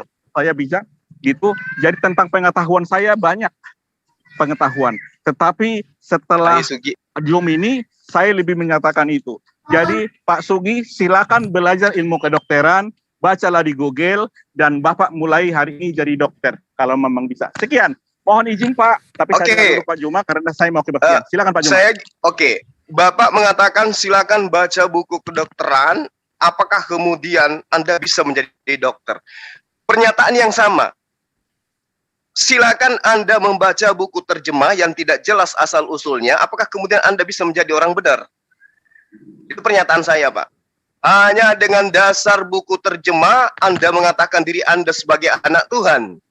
Itu nggak mungkin. Sama kalau Akhi Sugi membaca buku kedokteran lalu mengaku sebagai dokter, itu hoaks. Saya juga katakan Anda mengaku sebagai anak Tuhan, sebagai pengikut Yesus, hoaks 12 derajat.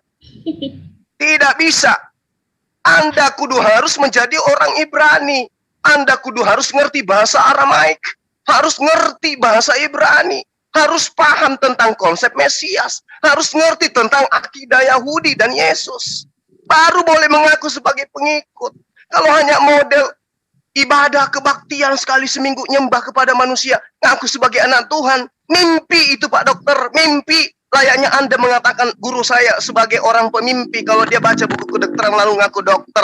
Saya katakan kepada Bapak, dengan modal terjemah, buku terjemah yang tidak pernah ada legalitas dari Yesus, yang tidak pernah disahkan oleh Yesus, Anda mengaku sebagai pengikut, Bapak mending pulang ke rumah, cebok air 1 sendok, itu lebih bermanfaat. Silakan yang lain. Baik, saya jawab, Bos. Saya belum apa. Jadi, saya sudah terjemahkan tadi, saya katakan perkataan Yesus, semua telah diserahkan kepadaku oleh Bapakku, dan tidak seorang pun mengenal anak selain Bapa, dan tidak seorang mengenal Bapa selain anak, dan orang yang kepadanya anak itu berkenan menyatakannya. Kami orang-orang yang percaya telah dibawa keluar untuk mengikutinya, untuk mengikuti Yesus, maka sampai sekarang kami setia. Dan sekalipun kami tidak membaca kitab aslinya, bahwa Roh Kudus yang sudah dicurahkan, ini kan kenaikan sekarang, 10 hari kemudian akan pencurahan Roh Kudus. Itu apanya yang mau diperingati, maka Roh Kudus itu yang menerjemahkan kepada kami yang percaya. Jadi kalau dia belum dilahirkan kembali, belum dilahirkan dari air dan roh, dia tidak akan masuk kerajaan surga. Yohanes 3 ayat 3, Yohanes 3 ayat 5. Jadi itu aja Pak Juma, pemahaman tentang karena saya mau kebaktian. Ada Pak Jenebaho, silakan Pak Jenebaho. Kenapa Pak? Silakan, karena saya mau kebaktian ini Pak. Silakan saya dengar. Ya, kita ingin mengenal, bentar Pak. Kita ingin mengenal Yesus. Yesus sudah tidak ada. Tentu yang ada ya sama-sama yang kita baca. Anda baca Bible, saya baca Bible. Nah, yang jadi permasalahan Anda memahami Bible pakai dogma, saya memahami Bible pakai akal sehat. Makanya ketika orang kaya tadi sudah menjalankan hukum Taurat, ya semuanya sudah dilakukan sejak masa mudaku. Dijawab oleh Yesus kurang satu lagi. Nah, ini yang saya pertanyakan kepada Anda. Kurang satu lagi di sini apa? Apakah percaya Yesus disalib untuk menebus manusia? Ternyata tidak. Apa? Tetap perbuatan baik yang dianjurkan Yesus. Apa itu? Jual hartamu, kasihkan si miskin, maka kamu akan mendapatkan harta di surga. Saya tidak menafsir. Memang begitu bunyi ayatnya. Di mana salahnya saya kalau mengutip ayat itu? Ya kan? Justru yang saya ingin tanyakan kepada orang-orang yang ngaku ahli Bible, di mana Yesus menjamin masuk surga dengan cara mati disalib. Itu belum ada yang bisa jawab sampai sekarang. Padahal ngaku pintar soal Bible. Udah itu saja jawaban saya. Baik. Jadi sebenarnya mau kebaktian Jadi saya. paham nih Pak Adi nih. Besok saya ceritakan. Kita jadi apa? Kalau kita satu ayat tampilkan, tuntas. Bahwa Yesus mengatakan kepada orang kaya, jualah seluruh hartamu itu bukan perintah hukum Taurat. Ya, bukan. Nggak ada di hukum Taurat bahwa jualah Kalau seluruh nyembah Yesus betul, perintah betul. Taurat nggak? Bentar, Ahi. Betul, itu bukan hukum Taurat. Kan sudah saya bilang tadi, hukum Taurat sudah dia jalankan sejak masa mudanya. Tapi menurut Yesus kurang satu lagi. Apa itu jual hartamu, kasihkan si miskin? Bukan percaya aku disalib untuk menebus dosa manusia, kamu masuk surga. Enggak. Justru tetap perbuatan baik. Gitu loh maksud saya itu, Pak. Baik, jadi sebenarnya yang mau menyelamatkan itu bukan perbuatan baik, tetapi kasih karunia-Nya. Ya, bukan karena perbuatan. Ya, tapi kasih karunia didapatkan dengan cara apa, Pak Dokter? Perbuatan baik. Ya karena cara percaya Yesus disalib, enggak. Sama seperti ini. Saya ini menjadi warga negara Indonesia bukan karena saya baik, karena saya warga negara Indonesia, tapi karena saya lahir besar di Indonesia. Saya menjadi warga negara. Itu. Jadi kami yang percaya kepada Yesus yang telah dilahirkan kembali itu menjadi warga negara surga. Oke. Baik, mohon maaf aku mau jadi mau kebaktian Pak ya. Mohon maaf, ada Pak Jene Baho. Pak Adi, saya titip tema. Dokter, saya titip dengan dokter tema. sedikit saya bertanya sama dokter Adi. Pak dokter, aku mau kebaktian ini. Apa next time ya. Makanya ya, next time saya titip tema untuk Pak Dokter. Siap. Kata sama Pak Dion. Apa sih indikasi percaya kepada Yesus itu? Ya. Percaya saya sama seperti ini, Pak Juma. Percaya ada sirkus. Kita nonton sirkus, ada orang berjalan di atas tali, ya, terlihat kan? Jadi kalau kita percaya, pemain sirkus bilang, mari kalau kau percaya ikut saya jalan, berku gendong jalan di atas tali. Kalau kita mau, itulah percaya. Ya, itu kalau makanya kita mau jalan. Tapi kalau dia kita akan bahas, kita hanya melihat kategori percaya kepada Yesus itu dia berjalan apa gitu. Kita percaya melihat di atas tali, kita percaya. Tapi ketika diajak, mari saya gendong kamu berjalan, mau nggak? Masalahnya, kalau mau, itulah percaya. Anda tidak melihat orang yang jalan di atas tali itu, tapi Anda percaya. Dia mengatakan orang itu berjalan di atas air adalah orang lain. Maksud saya, ini analogi saya, ada sirkus, orang berjalan di atas tali, kita lihat langsung. Maka orang yang kalau Anda lihat, nggak apa-apa. Mengajak. Ya, berarti mengajak. Anda percaya karena Anda melihat, kan gitu. Bukan, mau nggak kuajak? Nah, Yesus jangankan melihat, mendengarkan ucapan Yesus saja tidak. Analogi saya belum selesai, udah dipotong. Kita nonton sirkus ini, Pak Juma. Kita nonton sirkus, ada orang berjalan di atas tali, kita nonton. Maka orang yang berjalan di atas tali itu mengajak, mau nggak jalan-jalan saya gendong kamu di atas tali? Kalau kita mau, itulah percaya. Itulah percaya. Mohon maaf Pak, saya mau kebaktian ya. Sorry. Ya, mari. Justru itu yang akan kita bahas nanti.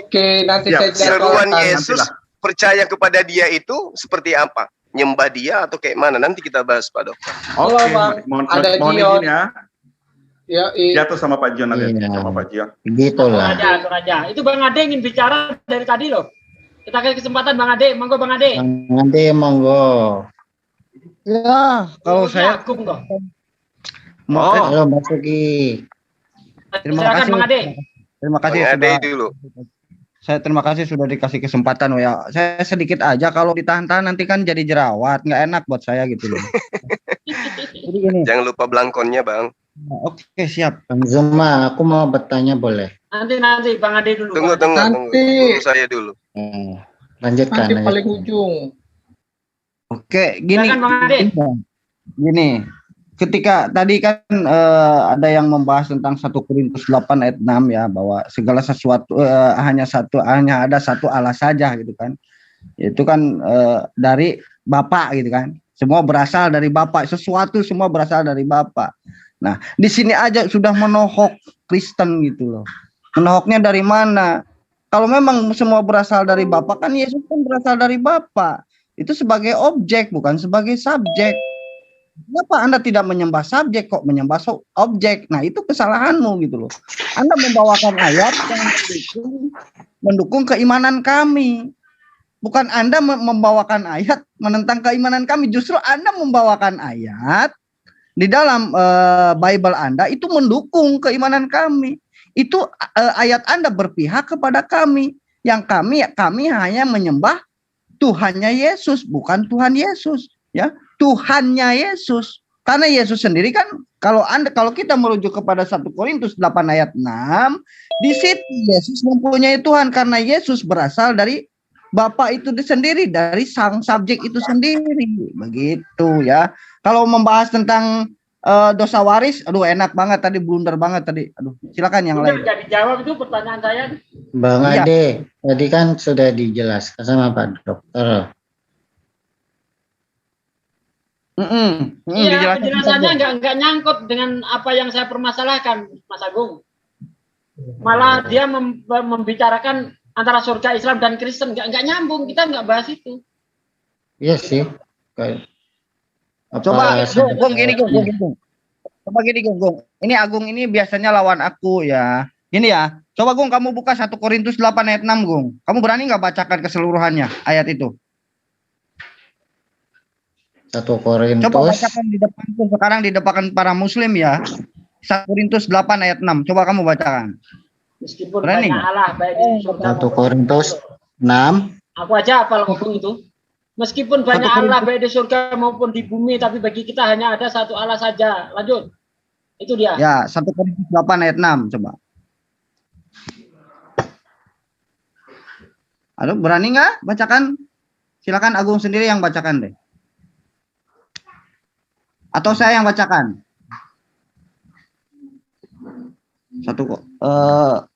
Ya benar 1 Korintus 8 ayat 6. Sebentar. Saya bacakan nih 1 Korintus 8 ayat 6 ya. 1 Korintus 8 ayat 6. Namun bagi kita hanya ada satu Allah saja, yaitu Bapa yang daripadanya berasal dari semuaku dan untuk Dia. Dari awal Kita lah. hidup dan satu Tuhan saja, yaitu Yesus Kristus, yang olehnya segala sesuatu yang telah dijadikan, dan karena Dia kita hidup. Nah, kamu baca ayat sebelumnya tuh. Namun bagi kita hanya ada satu Allah saja. Allah di situ berarti yang harus disembah, ya, yaitu Bapa. Nah, Bapa yang daripadanya berasal dari segala sesuatu, ya. Berarti Bapa, berarti sang subjek, ya. Dan yang untuk Dia kita hidup, dan satu Tuhan saja, yaitu Yesus Kristus, yang olehnya segala sesuatu telah dijadikan dan yang karena Dia kita hidup. Coba kamu lihat dulu sang subjeknya siapa? Kan Bapa di situ. Kecuali kalau kamu memahami kayak Yohanes. Terserah. Tapi harus baca dari atasnya. Coba kamu baca atasnya ya. Tentang hal makan daging persembahan berhala, kita tahu tidak ada berhala di dunia ini. Tidak ada Allah lain daripada Allah yang esa. Ya. Sebab sesungguhnya ada apa yang disebut Allah, baik di sorga maupun di bumi, dan memang benar ada banyak Allah dan banyak Tuhan yang demikian. Nah ini konteksnya di sini nih, di ayat 5 ini.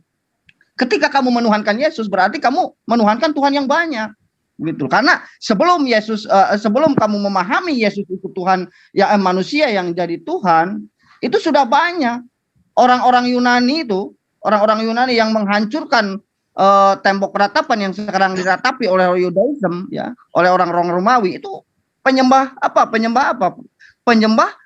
manusia yang jadi Tuhan, gitu loh. Nah, kamu sama dengan mereka yang menyembah, yang mengatakan bahwa Tuhan itu manusia. Ayo, gimana? Silakan. Ya, menurut saya di dalam Alkitab itu jelas ya, di dalam Yohanes 30 dalam Yohanes ini ayat sangat 30. populer ya. Oke. Yohanes, di dalam Yohanes disebutkan aku dan Bapa adalah satu. Berani nggak? Oke. Kamu jangan memotong-motong ayat di situ. Yohanes seberapa tadi? Yohanes Baca dari 1. ayat 23 Gong sampai ayat 35 kalau mau tahu konteksnya itu. Ayo, berani nggak kamu berani? Jangan dipotong aku dan Bapa adalah satu. Itu yang menjadi klaim bahwa Yesus itu adalah Tuhan. Jangan dipotong-potong. Itu ayatmu loh. Jadi kamu baca ayat sebelum dan ayat sesudahnya. Berani nggak konteksnya? Ayat 22 itu dibaca. Yohanes berapa? Saya bacakan. Serabi Salomo itu. Yohanes 10:30 ya? Ya. Oke, saya bacakan Yohanes Dari ayat 10:30. 22 itu Bang. Baca sampai ayat 36. Oke. Biar paham maksudnya. Ini Agung lawannya saya ini. Ada meme bos, teman-teman. Ada meme pas kan. Oke. Ya mumpung lagi free lah, santai-santai saja.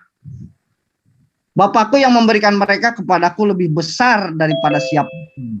Nah, kamu juga harus memahami ayat ini. Bapakku, ya, Bapakku yang memberikan mereka kepadaku lebih besar daripada siapapun termasuk dirinya. Dan seorang pun tidak dapat merebut mereka dari tangan Bapa. Aku dan Bapa adalah satu. Sekali lagi orang-orang Yahudi mengambil batu untuk melempari Yesus, kata Yesus kepada mereka, banyak pekerjaan baik yang berasal dari Bapakku yang kuperlihatkan kepadamu. Pekerjaan manakah yang diantaranya menyebabkan kamu mau melempari aku? Ya, orang-orang Yahudi itu bukan karena sesuatu pekerjaan baik maka kami mau melempari engkau, melainkan karena engkau menghujat, ya, menghujat ilah, dan engkau sekalipun hanya seorang manusia saja menyamakan dirimu dengan ilah. Kata Yesus nih, ya. Stop, Kata Bang Ade, Yesus stop. ayat ya. Stop. Itu satu apa, Bang Ade? Satu apa? Aku dan Bapak adalah Berarti- satu apa itu maksudnya di situ? Satu ajaran. Agung, Tidakkah ada tertulis? Ya, nih. bentar, dengerin Agung nih. dulu ditanya satu apa, Gung? Silakan, Gung. Aku dan Bapa adalah satu. Ayatnya menjelaskan adalah sifat dari Bapa sendiri, ya. Karena tadi Pak Dokter tadi menyebutkan Bapa adalah Tuhan sendiri, sedangkan Yesus adalah Firman, dan Roh Kudus adalah Bapa hembusan lebih napasnya sendiri. Enggak, Gung, gini, Gung. Bapa lebih besar daripada aku, ya. Oke lah, kita anggap nih. Kita anggap bahwa Yesus itu badannya besar seperti Tyson, ya. Ya. Nah, kalau bapaknya sebesar apa? Kamu pahami dulu di situ. Berarti Yesus di situ kecil gitu loh. Karena statement dia, Bapa lebih besar dari siapapun, termasuk dirinya. Kalau kamu memahami bahwa Yesus itu besar, sebesar apa pada saat Yesus itu? Saya yakin sama bapak gue aja lebih besar badan bapak gue ketika bapak gue bujangan. Ya. Nah, di sini kamu harus memahami, jikalau mereka kepada siapa firman itu disampaikan disebut Allah, sedang kitab suci tidak dapat dibatalkan. Dengan indikasi bahwa pada saat itu juga ada yang disebut Allah. Salah satu contoh. Ya. Musa juga disebut Allah. Disebut Elohim. Aku akan menjadikan Elohim gitu kan, untuk apa? Untuk Firaun dan Harun sebagai nabimu. Nah, ini jelas kalau kamu menganggap bahwa Tuhan yang jadi manusia, Elohim yang jadi manusia, kenapa tidak menuhankan Musa yang jelas-jelas ada ayatnya? Notabene ada Musa ayatnya. Siapa? Musa itu siapa? Gitu loh, Gong. Musa Gimana? hanya nabi. Musa itu siapa? Musa Musa hanya itu Allah, nabi. Gong. Musa itu disebut Allah itu. Mau tahu ayatnya? Silakan Nomor 7 tambah. ayat 1, baca baik-baik di situ. Musa itu dijadikan Allah, makanya Allah di situ, ya, baik Yesus atau Musa itu bukan Allah sang pencipta, tapi sebagai sang penyampai firman. Makanya di ayat 35-nya itu Yesus berkata apa? Jikalau kepada mereka firman itu disampaikan, disebut Allah. Artinya orang yang menyampaikan firman itu disebut Allah. Musa disebut Allah karena dia menyampaikan firman kepada Fir'aun. Yesus disebut Allah karena dia juga menyampaikan firman kepada orang Yahudi. Makanya Yesus berkata di dalam Yohanes 17 ayat 14, segala firman-Mu yang telah Engkau sampaikan kepadaku telah Aku sampaikan kepada mereka dan mereka menerima. Tetapi dunia membenci mereka karena mereka bukan berasal dari dunia, sama seperti Aku bukan dari dunia. Yesus penyampai firman, Musa penyampai firman, maka wajar kalau mereka disebut Allah. Begitu, Gong. Lanjut, guruku, Aki Juma, mana? Silakan Bang Juma, aku udah puas deh. Silakan. Mungkin yang Meme bos. Dilanjut sama Pak Jenny Bahu tadi itu loh. ya itu bagus tuh pemahamannya. Aku Monggo sedikit. Pak Jenny Bahu, silakan gimana komentar Anda? Oke, memang kalau Anda tadi mengutip dari kitab Musa, dia Tuhan, itu ada tertulis, tetapi bukan Tuhan, tetapi seperti Tuhan. Itulah yang dijelaskan kepada Musa ketika dia memperoleh perintah membebaskan bangsa Israel dari tanah Mesir. Nah, dia memang disebut seolah-olah seperti Tuhan. Dan saudaranya, siapa itu? Satu saudaranya itu Harun, dia seolah-olah sebagai nabi. Jadi di dalam pelaksanaan tugas membebaskan bangsa Israel dari tanah Mesir, Musa lah di situ bertindak sebagai Tuhan, dan saudaranya Abraham lah Harun lah yang semacam perdana menterinya yang berbicara, sebab dia memang ahli di dalam berbicara. Jadi itu tidak salah. Berbeda dengan yang Anda kutip di kitab Yohanes 17, penyampai firman. Firman itu siapa sebenarnya? Itu adalah Yesus itu sendiri. Nah, firman itu sudah disampaikan oleh Yesus sendiri kepada para rasulnya. Itu Yohanes 17 itu adalah doanya Yesus ketika Yesus menjalankan misi selamat di muka bumi. Nah, doanya itulah mendoakan para rasul. Jadi berbeda, tidak sama. Tentang Yesus, Musa disebut Allah di kitab di kitab Perjanjian Lama dengan firman yang ada di dalam kitab Yohanes 17 itu. Jadi jangan disamakan itu, pahami maknanya. Jadi justru gini Pak Naibo, sebentar. Justru gini ya. Ini perkataan Yesus sendiri nih di Yohanes 10 ayat 34 nih ya. Tidakkah ada tertulis dalam kitab Taurat kamu, aku telah berfirman kamu adalah Allah. Ini merujuk kepada Musa ya, yang dikatakan oleh Tuhan itu oleh Allah Bapa itu sebagai Elohim ya, buat Fir'aun dan Harun sebagai nabinya. Justru itu Yesus sendiri. Nah, kalau saya menuntut Anda pemahaman Anda dari mana? Kalau saya kan dari Yesus sendiri. Silakan Anda baca di Yohanes 10 ayat 34 ya. Tidakkah ada tertulis dalam kitab Taurat kamu ya, aku telah berfirman kamu adalah Allah. Ini konteksnya bagaimana? Makanya ketika Yesus mengucapkan statement seperti itu ketika dilempari, dia mempunyai dasar di dalam Taurat. Nah, sekarang saya tanya, dasar Anda dari mana? Sedangkan itu kan dasar Yesus. Oke, saya jawab ya. Anda mengutip dari kitab Yohanes 10 itu. Di situ tertulis atau perdebatan Yesus dengan orang-orang ahli Taurat atau orang Yahudi. Ya. Tidakkah engkau membaca kitab Tauratmu? Sebab aku telah berfirman kepada Musa, tetapi engkau tidak percaya. Itu tertulis di kitab Yohanes itu. Juga tertulis di dalam kitab Yohanes 5. Jikalau engkau percaya kepada Musa, percayalah juga kepadaku, sebab Musa telah menulis tentang aku. Dari di situ kata kuncinya aku. Nah, siapakah aku yang ditulis oleh Musa? Nah, Musa mengenal nama Tuhannya Sang Aku. Nah, jadi sang akulah di situ. Siapa di situ yang berkata di kitab Yohanes itu? Yaitu Yesus. Jadi Yesus itu adalah Allah yang berfirman kepada Musa.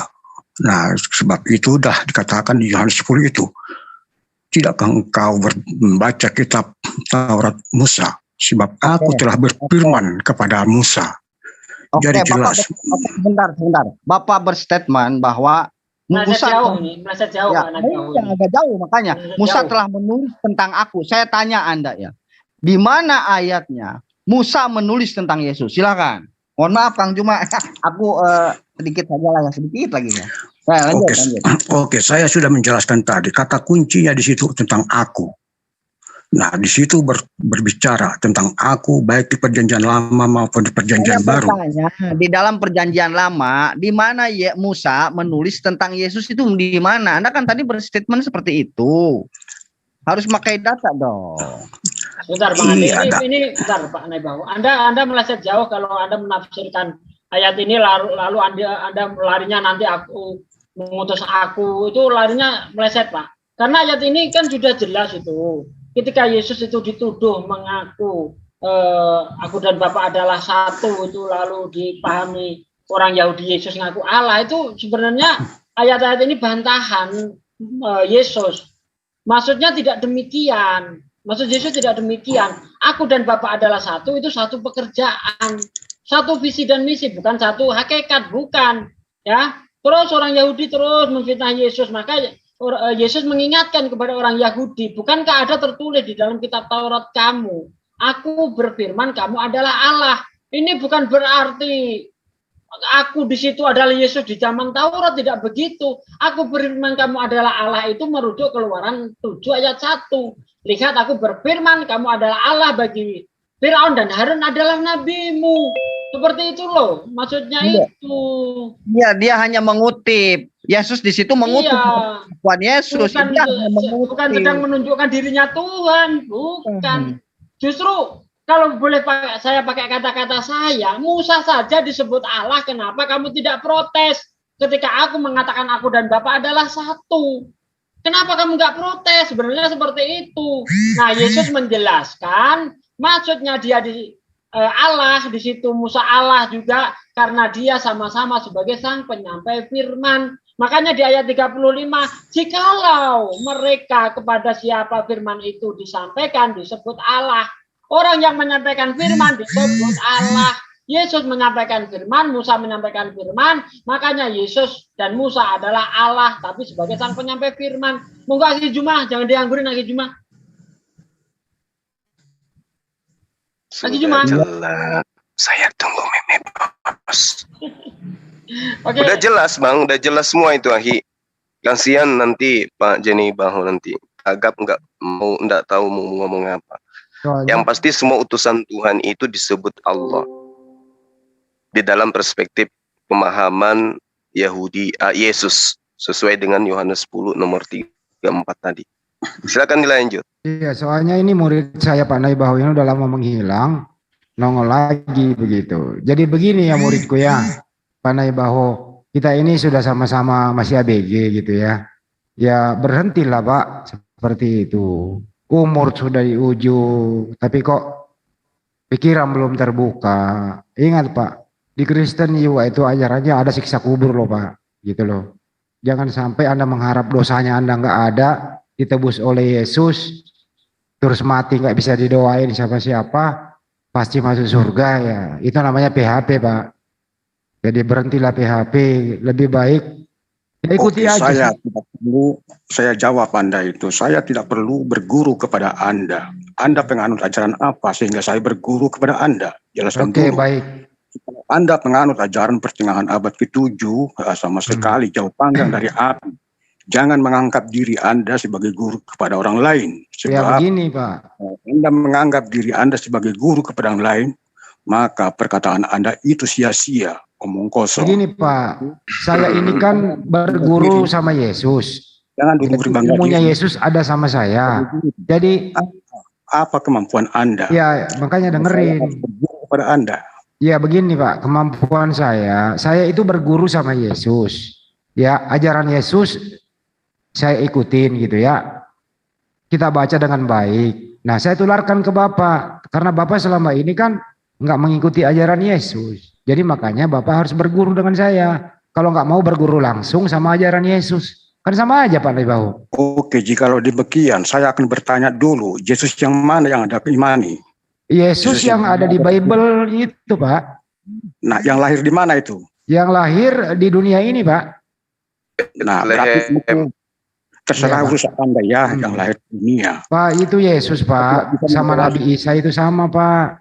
Itu loh, orang-orang aja yang cenderung mengimani, percaya ya bahwa Yesus itu harus dihinakan. Kalau kami Muslim, Yesus harus dimuliakan. Itu loh Pak. Injil, saya jawab Anda. Injil telah berkata, jikalau ada Injil yang lain berbeda dengan Injil yang sudah diberikan kepadamu, terkutuklah dia. Iya, benar Pak, benar Pak itu, benar. Lahir dunia itu urusan Anda. Ya, tidak perlu Anda berguru kepada Anda ya.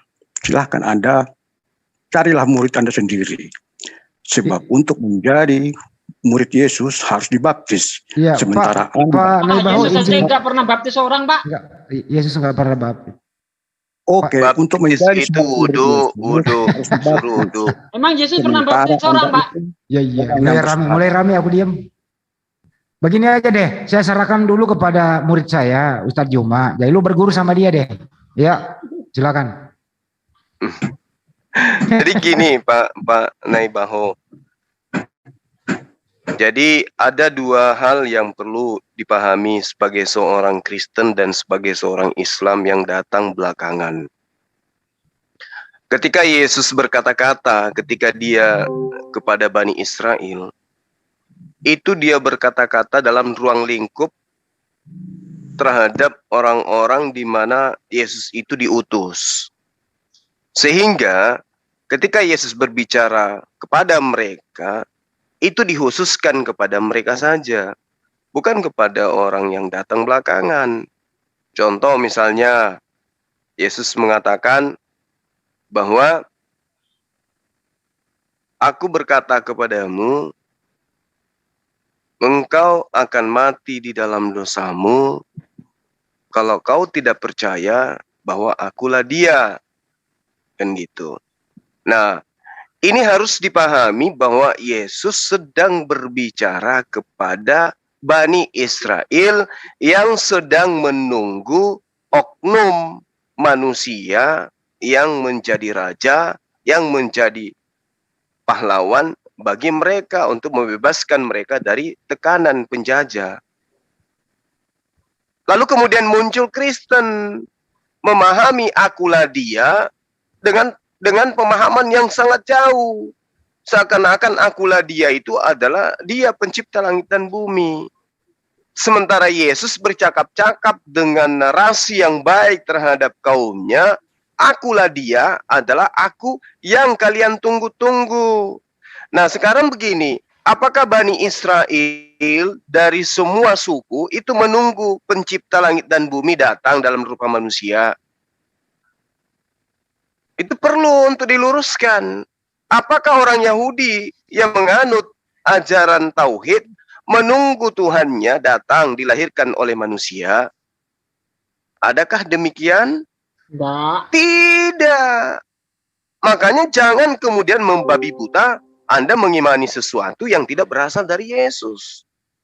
Karena Yesus juga mengatakan ada ada perangkap-perangkap yang kemudian nanti datang setelah dia, di mana perangkap itu akan membuat orang-orang yang terpedaya menjadi ahli neraka, Pak. Sementara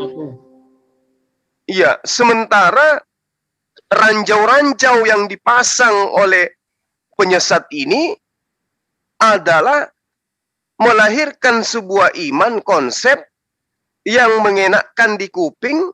Kenapa? Karena pada dasarnya ajaran itu mengaku sebagai ajaran para nabi, ajaran Yesus, tapi sesungguhnya itu bukan ajaran Yesus. Nah, bagaimana dengan kami umat Islam?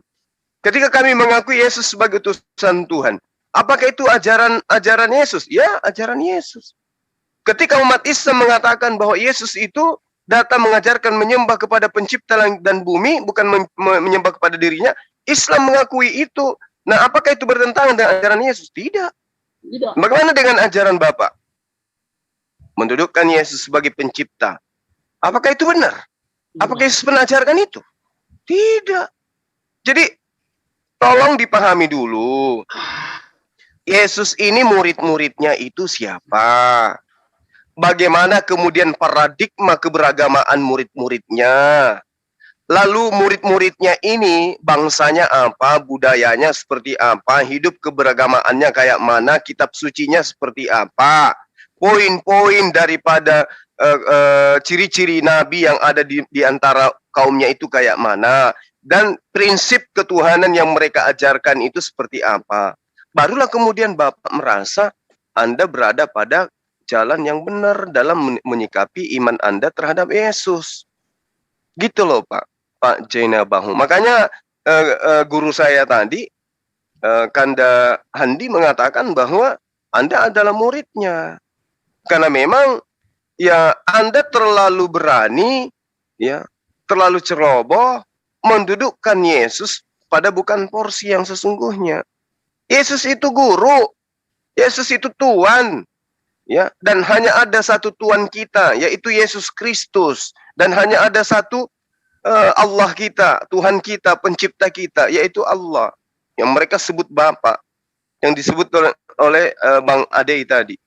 Jadi ya pantaslah Anda disebut murid, karena Anda kebablasan dalam memahami tentang ajaran Yesus. Yesus hanya untuk Bani Israel. Jangan dirubah itu. Begitu, Pak. Oke, saya jawab. Tunggu dulu. Anda izin sebentar, Bang. Pak Manai Bau, ini ada tamu saya lagi, klien saya, Meme Bos datang lagi. Oke, silakan. Enggak, Pak Bahu dulu silakan. Oke, saya jawab dulu ya satu itu tadi. Oke. Anda mengatakan saya berguru kepada rekan Anda itu. Nah, saya sudah menguji. Dia percaya kepada Yesus, tetapi Yesus yang dia ikuti adalah Yesus yang lahir di dunia. Hanya itu saja, tidak berikan penjelasan Yesus yang mana ya. Jadi kalau itu yang dia maksud, ya jauh panggang dari api lah saya katakan gitu ya. Mungkin bagaimana mungkin, saya hanya mengatakan bagaimana mungkin orang buta menuntun orang supaya buta. Berarti saya mau diajak mau masuk jurang kah? Atau bagaimana? Itu pertanyaan saya. Tapi kenapa Bapak ketawa sendiri? Nah, sebab dia mengatakan kenapa saya harus berguru sama dia, sedangkan dia pengiman Yesus yang tidak jelas. Nah, apakah saya harus belajar kepada orang buta atau berguru kepada orang buta? Begini, ayo kita tertawa sama-sama. Pak, Yesus itu menurut pengakuan lisannya diutus hanya kepada domba-domba Israel, betul atau tidak? Nah, sekarang berbicara tentang diutus, apa yang Anda ketahui tentang diutus? Nah, ini kita supaya ngerti yang mana Yesus yang benar, Yesus yang mau diajarkan oleh Bang Handi atau Yesus versi gereja. Nah, untuk mengetahui itu coba kita telaah. Yesus mengaku dari mulutnya sendiri diutus untuk Bani Israel atau untuk seluruh dunia? Ya, kalau saya menjawab secara jawaban perutusan ini menurut pemahaman kamus, ya mungkin berbeda. Tetapi perutusan Yesus yang saya pahami harus menurut konsep ajaran Tritunggal. Nah, Yesus diutus dari itu makanya Bapak harus jadi murid. Harus jadi murid. Jadi murid. Saya katakan kembali, kalau menjadi murid, saya tidak akan belajar kepada orang buta. Oke, kalau berbicara tentang yang buta itu Bapak. Coba, saya buktikan. Saya sudah bertanya kepada Anda. Siapakah Yesus itu menurut Anda? Yesus itu Mesias. Dia adalah dia yang disebut sebagai anak Theos di dalam pengajarannya dia terhadap Markus, terhadap yang ada dituangkan di dalam kitab Matius gitu. Siapakah aku Simon? Bukan begitu kan? Nah, bukan jadi kepada Simon itu kepada orang Farisi. Kepada orang Farisi. Makanya Petrus, Bang Andi. Petrus. Bang Andi cocok lah ini jadi murid. Cocok jadi murid ini dia nggak tahu. Matius 16 nomor 16 lo di situ. Menurut Pak ini siapa Simon Petrus? Dijawab, engkau Mesias anak Allah. Aduh Pak gimana? Pau ni kau cau ni.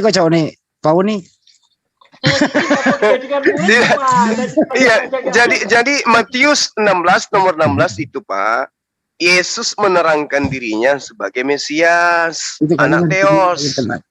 Ya, kemudian ketika saya uraikan bahwa Yesus yang diajarkan oleh guru saya Bang Handi adalah Yesus yang benar. Apa poinnya? Yesus yang mengaku dengan mulutnya sendiri diutus hanya kepada domba yang hilang dari Bani Israel. Sementara Bapak ketika saya tanya, apakah Yesus mengaku dengan lisannya dia diutus hanya kepada domba Bani Israel? Bapak meraba-raba. Ya, kita harus memahami kata utusan itu. Kata utusan itu adalah yang mengutus dirinya untuk keundangan dan seterusnya. Ayo, nggak bisa. Itu Bapak yang meraba-raba, Bapak yang buta berarti. Bukan guru Handi gitu loh, Pak. Anda lah yang keliru, saya katakan. Anda mengatakan Yesus diutus kepada orang yang hilang dari Bani Israel. Bukan kata Bang Juma itu di dalam Bible. Bukan, jadi saya menjelaskan itu benar, tetapi pemahaman yang berbeda. Nah, lalu jikalau Anda berarti percaya Bapak kepada Yesus, beraba-raba, jelaskan dulu apa yang diraba-raba. Anda meraba-raba yang penafsiran Anda sendiri dengan konsep iman yang Anda punya. Sementara Bang Handi itu meluruskan kaidah itu bahwa Yesus mengaku diutus kepada domba-domba yang hilang. Siapa domba yang hilang ini? Domba yang hilang ini adalah Bani Israel yang meninggalkan hukum Taurat. Itu domba yang hilang. Bukan serigala, tapi domba, Pak. Oke. Anda tadi mengatakan Yesus diutus untuk apa?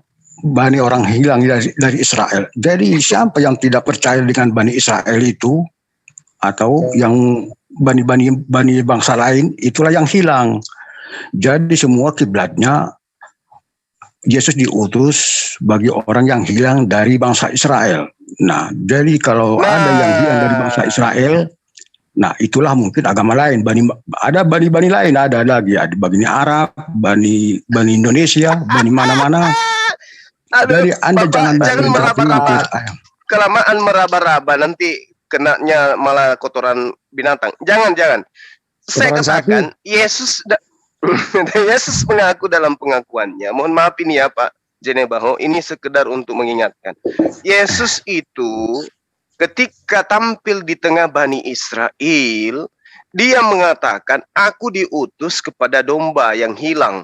Aku diutus kepada Bani Israel yang meninggalkan hukum Taurat. Gitu loh Pak. Jadi bukan untuk Pak Jenebaho, bukan Yesus itu. Bentar, saya tambahin sedikit. Bapak bukan Bani Israel kan? Ya, saya tambahin. Bapak Bani apa Pak?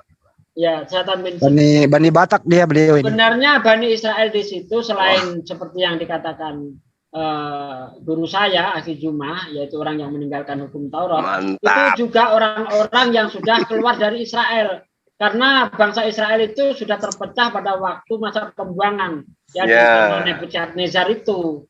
Jadi bangsa-bangsa itu sudah, bangsa Israel itu sudah kemana-mana, ada yang di India, di Jerman, di Afrika dan sebagainya. Maka di dalam Matius 28 ayat 16 sampai ayat 20 itu konteksnya juga kembali kepada bangsa Israel yang hilang.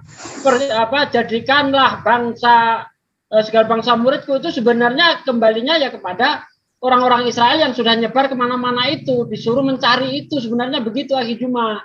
Lanjut. Iya, betul. Jadi ada seorang Mesias. Kata kuncinya dari bangsa Israel.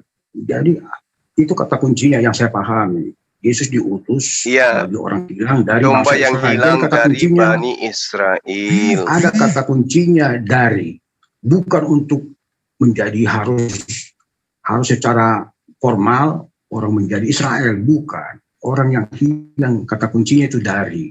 Nah, termasuk bangsa mana? Iya, berarti spesial untuk Bani Israel. Ya, ini nggak bisa Bukan apa ya, itu, nggak bisa dari ngawur bangsa manapun bisa, tidak, itu ada hubungannya dengan gen, ada hubungannya dengan silsilah, gitu loh. Makanya di dalam Matius 10 ayat 5-6 itu Yesus memanggil 12 muridnya, janganlah kamu menyimpang ke negeri orang lain atau masuk Bangsa ke lain. Samaria, karena melainkan pergilah kepada domba Israel yang hilang. Itu berbicara gen, bukan berbicara sembarang bangsa, tidak. Nah, makanya dibilang Bang Handi Bapak jadi muridnya gitu. Tapi saya mengatakan, saya tidak akan belajar kepada orang buta untuk menuntut saya menjadi orang buta. Bapak ini gimana bisa mengatakan bahwa Bang Handi itu buta, Pak? Sementara yang diajarkan itu adalah kebenaran. Sebab saya tidak mengenal apa yang diajarkan. Yesus berkata, akulah gembala yang baik. Berarti enggak mengenal Yesus pada tahu. Domba-dombaku mengenal suaraku dan mengikut aku.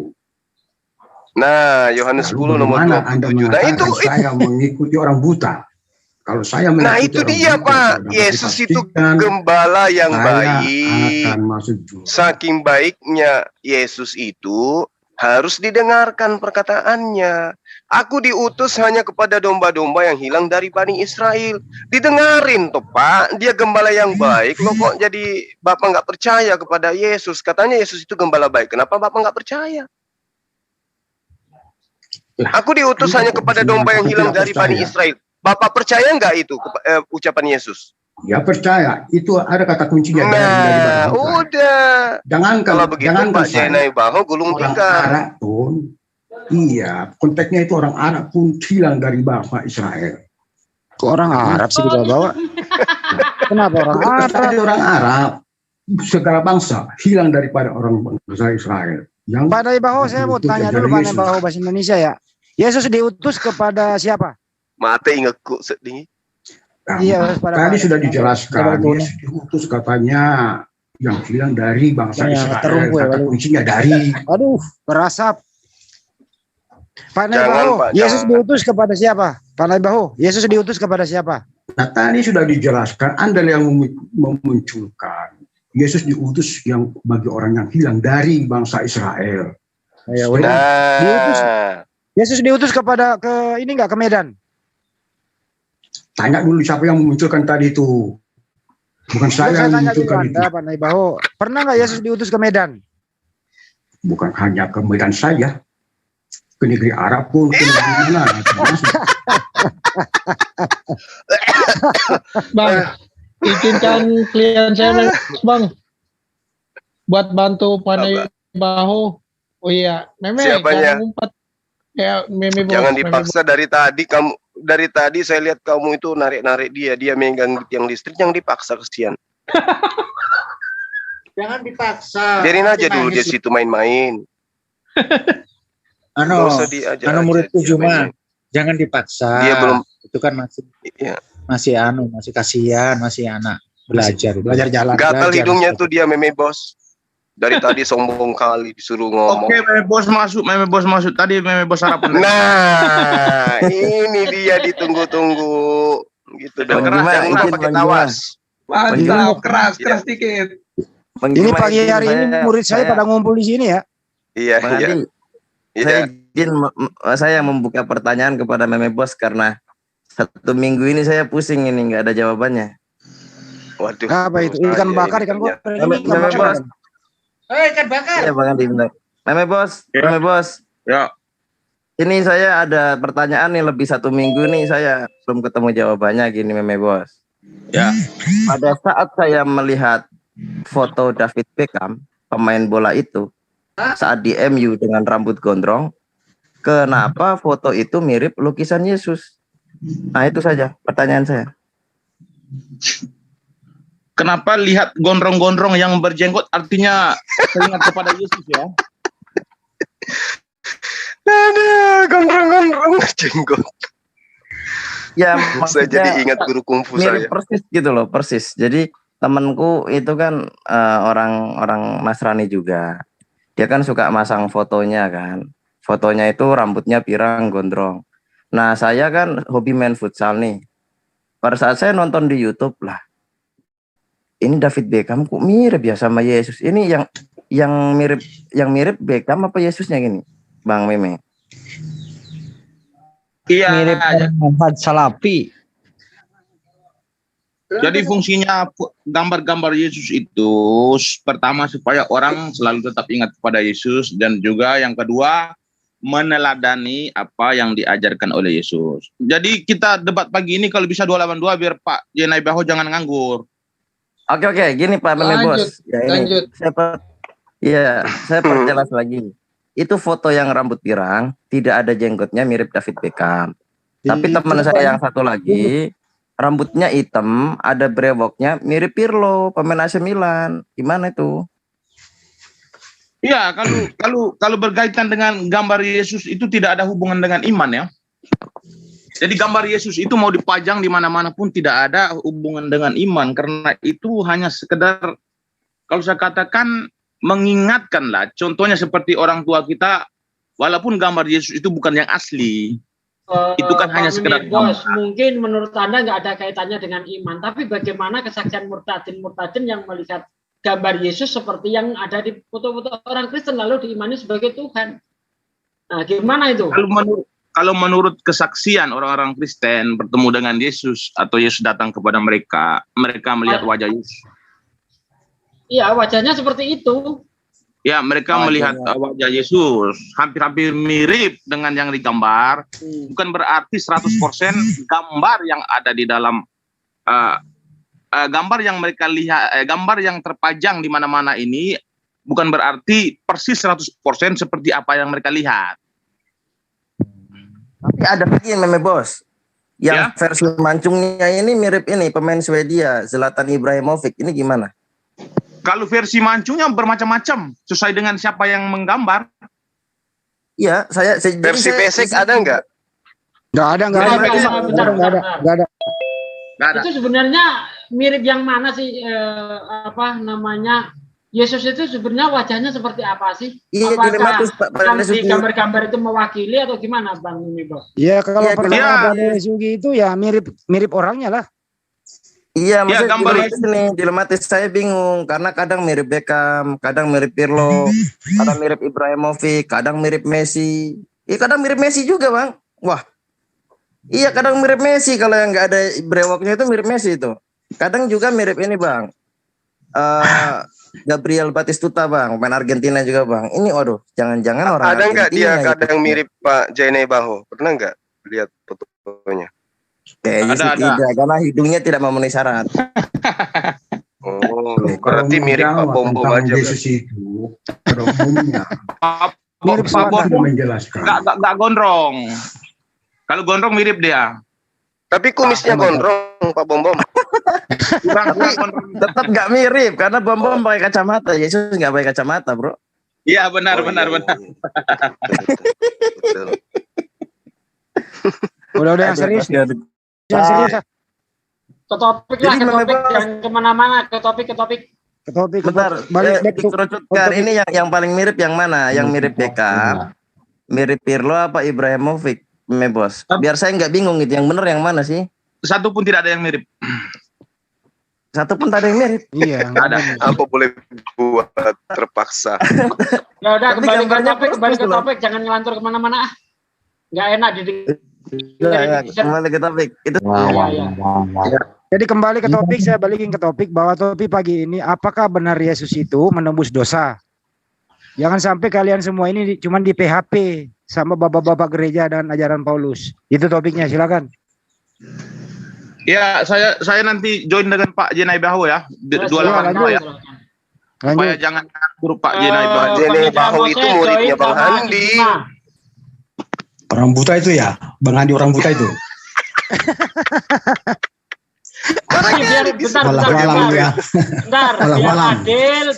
Bentar, biar adil, Meme Bos sama Pak Jenai Baho, Ustaz Juma sama Indra Moses, silakan.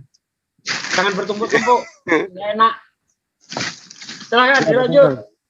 Nyalain mute. Lain mute, biar konsentrasi. Ini kita bukan untuk hura-hura, bukan untuk bergurau. Tapi cari ilmu kita. Lanjut. Iya, silakan Memo Bos. Dosa apa yang ditebus oleh Yesus? Iya.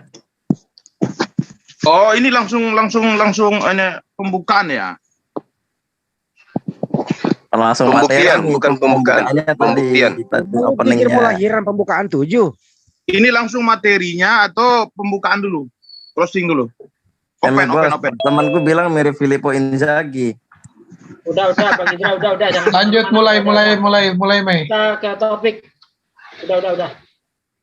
Silakan. Lanjut yang tadi. Langsung ya? Iya. Ya, jadi pembukaan dari saya nanti diteruskan oleh Pak Jenai Baho ya. Jadi orang Kristen mengenal penebusan dosa itu karena ketika Adam ataupun Tuhan mengadakan perjanjian dengan Adam, tetapi perjanjian pertama itu dilanggar oleh Adam. Maka itu disebut perjanjian lama atau perjanjian pertama. Nah, ketika manusia jatuh dalam dosa, maka manusia itu tidak lagi diperkenankan, surganya Allah itu tidak lagi diperkenankan untuk manusia. Karena manusia sudah jatuh dalam dosa, maka Yesus datang ke dunia untuk mengadakan perjanjian yang kedua, yaitu dengan mengadakan perjanjian darahnya, supaya manusia tidak lagi jatuh dalam dosa. Tetapi jikalau manusia masih melakukan dosa-dosa atau jatuh dalam dosa, maka konsekuensinya adalah neraka. Dan juga konsekuensinya Yesus akan datang yang kedua kalinya. Ya, itu yang biasa saya jabarkan dulu. Pak Naibaho, silakan dilanjutkan. Oke, saya jelaskan tentang penebusan dosa. Tadi sudah saya jelaskan sebenarnya ya. Penebusan dosa itu sudah saya jelaskan, itu rekonsiliasi atau pemulihan kembali hubungan manusia dengan Tuhannya. Karena manusia sudah terpisah. Sejak Adam dan Hawa memakan buah pengetahuan itu sudah terpisah. Tidak berada lagi di surga. Sudah berada di bumi, dibuang menjadi bersama-sama dengan iblis. Jadi iblislah yang berkuasa kepada setiap manusia. Itu sudah saya jelaskan tadi. Nah, untuk apa? Bagaimana cara manusia bisa kembali lagi ke surga seperti sedia kala, atau ketika seperti Adam dan Hawa belum jatuh ke dalam dosa? Nah, itulah penebusan itu. Jadi sebenarnya penebusan itu yang ditebus adalah seperti yang sudah saya jelaskan tadi, dosa asalnya itu, atau dipulihkan kembali hubungan manusia. Beda dengan dosa perbuatan. Dosa perbuatan itu tetap akan ditanggung oleh manusia si pembuat dosa itu, yang dikenal dengan purgatori atau dicucikan kembali atau dimurnikan. Itu dikatakan kalau di dalam api pencucian, tergantung bagaimana besar dosanya, nanti lama dia di api pencucian. Itu saya sudah jelaskan. Jadi yang dihembus itu sebetulnya dosa asal atau hubungan manusia dengan Tuhannya. Itulah yang ditebus di atas kayu salib. Sebab tentang kematian sudah dijelaskan. Jangan kamu makan. Jikalau engkau memakannya buah, maka kamu akan mati. Nah, berarti kematian itu sejak dimakannya buah itu sudah menjadi ada. Nah, Tuhan itu sudah datang ke dunia menjadi manusia. Tentu secara konsekuensi pun dia harus mengikuti apa yang dipermanenkannya. Dia juga harus mati. Nah, jikalau tidak mati, bagaimana manusia bisa rekonsiliasi? Bagaimana bisa bangkit? Bagaimana bisa naik ke surga? Tetapi Yesus sudah menciptakan umatnya serupa dengan segambar dengan Allah itu sendiri, seperti Anda mengatakan sesat. Tetapi bagi Anda itu mungkin seperti itu. Tetapi bagi orang Kristen, Tuhan menciptakan manusia serupa dengan segambar dengan Tuhan itu sendiri. Nah, Tuhan itu mati. Sebab manusia memang sudah mati. Nah, kita mati itu bersama-sama dengan Kristus. Mati seperti Kristus. Bangkit seperti Kristus. Naik ke surga seperti Kristus. Nah, berarti kalau sudah naik ke surga, itu sudah selamat. Itulah caranya simulasi atau gambaran daripada Tuhan menciptakan manusia serupa dengan segambar dengan umatnya. Sebetulnya sangat sederhana pemahamannya itu. Cuman penjelasannya mungkin tidak berbeda-beda. Oke? Silakan dilanjut. Saya tanggapi ya, Pak. Iya. Jadi gini, hanya ada satu perintah. Jangan makan buah baik dan buruk. Dilanggar. Akibatnya kemudian seluruh keturunan Adam mewarisi dosa. Dosa asal.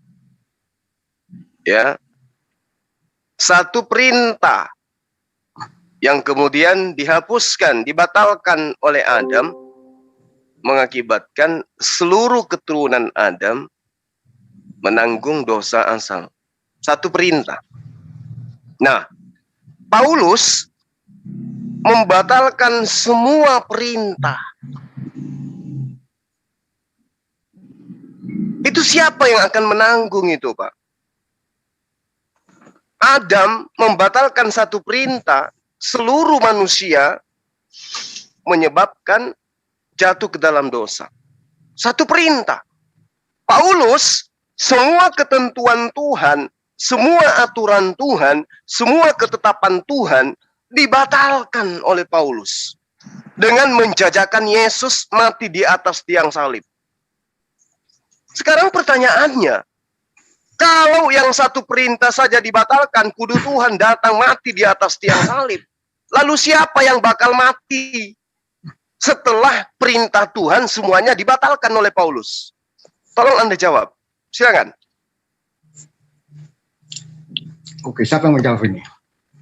Siapa ya, nanti Pak Jenai Baho dulu sedikit, baru saya nanti ganti-gantian Pak Jenai Baho. Silakan Pak Jenai. Oke, tidak ada yang dibatalkan. Paulus itu siapa? Paulus itu kan mengabarkan Injil, dan Injil itu adalah Yesus sendiri yang ditulis menurut 4 kitab, yaitu Matius, Markus, Lukas, dan Yohanes. Jadi sebenarnya Injil itu hanya ada satu, yaitu Yesus sendiri. Nah, sementara Paulus itu dia mengajar Injil, apa yang sudah ditulis oleh para penulisnya itu. Jadi Anda mengatakan yang dibatalkan apa? Tidak ada yang dibatalkan.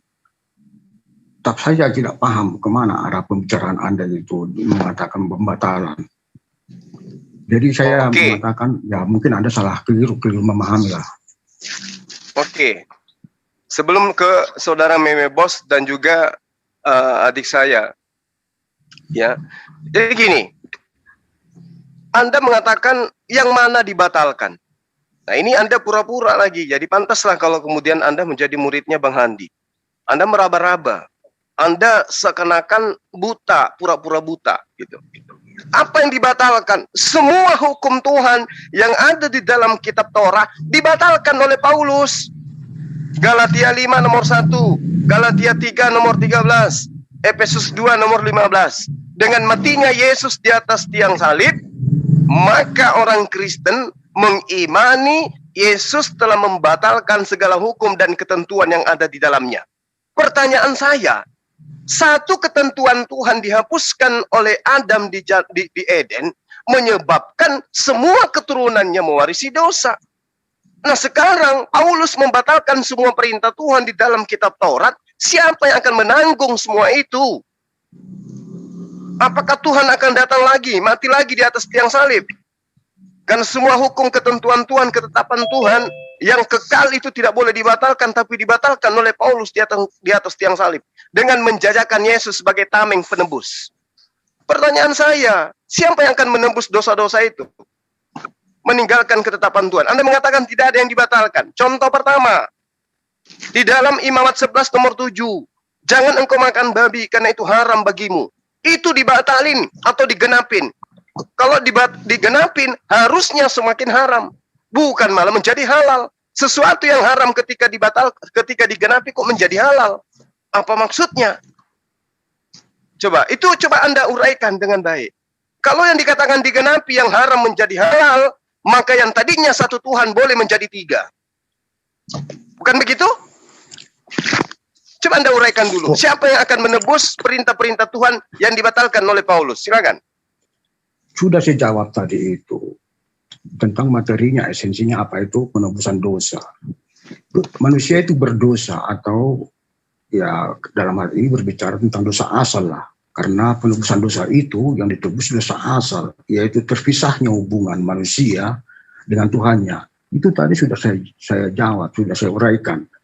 Nah, ketika terpisah manusia, apakah mungkin manusia kembali seperti sedia kala? Itu menjadi pertanyaannya. Jika bukan Tuhan itu yang menghapus atau yang memulihkan hubungan manusia dengan Tuhan. Nah, itu sudah dijawab. Lalu Anda bertanya lagi, mengaitkan dengan Paulus. Paulus itu tidak luput dari kematian. Dia akan mati. Tetapi Paulus pun tidak akan bisa selamat jikalau dia tidak percaya Yesus. Sebab Tuhan menciptakan manusia serupa dan segambar dengan Allah itu sendiri. Nah, Tuhan Allah itu sudah datang menjadi manusia, menempati apa yang dipermankan di kitab Kejadian. Jangan kamu makan buah ini. Kalau kamu makan, maka kamu akan mati. Jadi sehingga kematian sudah menjadi ada bagi manusia. Karena Tuhan sudah datang menjadi manusia, dia pun tidak menghindar dari kematian itu. Tentang kematian di atas kayu salib itu permintaan oleh orang-orang Yahudi. Salibkan dia. Mereka itulah yang membuat itu permintaannya itu, salibkan dia. Jadi dia disalibkan sesuai dengan tradisi Yahudi di zaman itu. Orang yang dijatuhi hukuman mati, caranya disalibkan. Nah, itu yang mereka lakukan. Jadi di atas penyaliban itu menjadi barang yang sangat sakral bagi orang Kristen itu. Karena lewat penyaliban lah, di atas kayu salib lah Yesus itu mati. Nah, setelah mati dia turun ke dalam kerajaan maut, mengalahkan kematian itu menjadi kebangkitan. Nah, bangkit dan 40 hari kemudian, hari ini, hari kenaikan Yesus ke surga, dirayakan. Nah, itu naik ke surga untuk menyediakan tempat lagi bagi para pengikutnya. Nanti pada akhir zaman dia akan datang lagi untuk membawa semua yang percaya kepada Yesus untuk selamat. Itu sudah saya jelaskan tadi gambarannya, atau sudah saya uraikan. Jadi tidak ada, Paulus tidak membatalkan. Paulus pun dia justru dia akan mati juga. Tidak ada yang manusia yang mati bisa menyelamatkan dirinya, kecuali percaya dengan kematian Yesus, kebangkitan Yesus, dan kenaikannya. Itulah gambar dan keselamatan itu. Jelas uraiannya, singkat sebenarnya. Ya, silakan Adinda Indra Mose, pusing saya.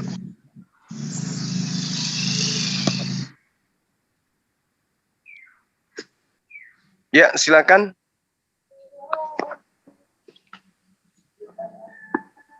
Oke, jadi gini loh Pak. Satu dosa, satu kesalahan itu melahirkan kesalahan demi kesalahan yang dibawa oleh keturunan Adam. Nah, ini saya katakan kepada sahabat saya, ya Pak Jenai Baho. Kalau di iman Kristen sebagian mengimani Yesus 100% manusia, maka sebagai manusia, Yesus pun menanggung dosa dari Adam. Poin pertama. Kedua, fatalnya kemudian adalah asal daripada dosa ini Adam. Pelanggarannya satu, ya, tidak mengindahkan pesan Tuhan agar jangan mendekati apalagi memakan buah ilmu pengetahuan baik dan buruk. Adam melanggar, akibatnya kematian, maut. Keturunannya menanggung dosa. Mereka jatuh ke dalam maut. Tuhan datang kemudian menebus. Berarti ketika dikatakan menebus, menghapuskan dosa asal, berarti menghilangkan kematian. Menghilangkan dosa asal, menghilangkan adanya potensi dosa pada diri manusia. Faktanya, setelah Yesus datang, mati di atas tiang salib, manusia masih tetap saja melakukan aksinya, melakukan dosa. Lalu apa yang ditebus? Dosa asal yang mana yang ditebus? Itu poin kedua.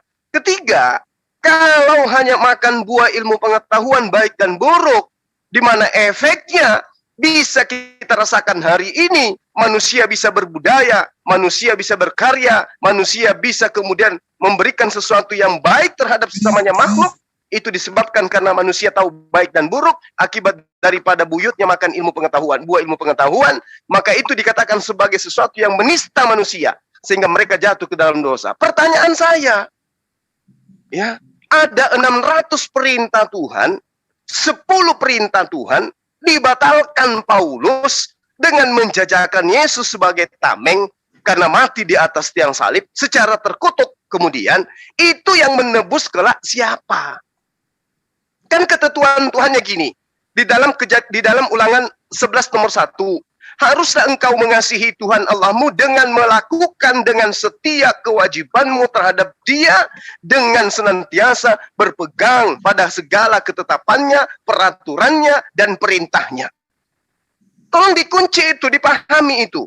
Ketetapan Tuhan, peraturan Tuhan, perintah Tuhan harus dilaksanakan dengan setia karena itu adalah kewajiban manusia.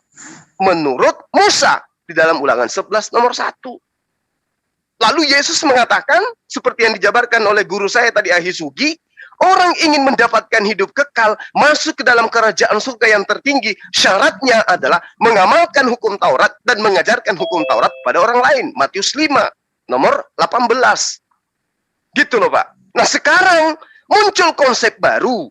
Adanya oknum yang mengajarkan ketetapan Tuhan, aturan Tuhan, perintah Tuhan dibatalin oleh karena matinya Yesus di atas tiang salib. Kalau hanya satu perintah kemudian mengakibatkan orang mewariskan dosa asal, bagaimana dengan 600 perintah dan 10 hukum yang dihapuskan, dibatalkan oleh Paulus? Siapa yang menanggung kemudian? Coba. Siapa yang menanggung itu semua?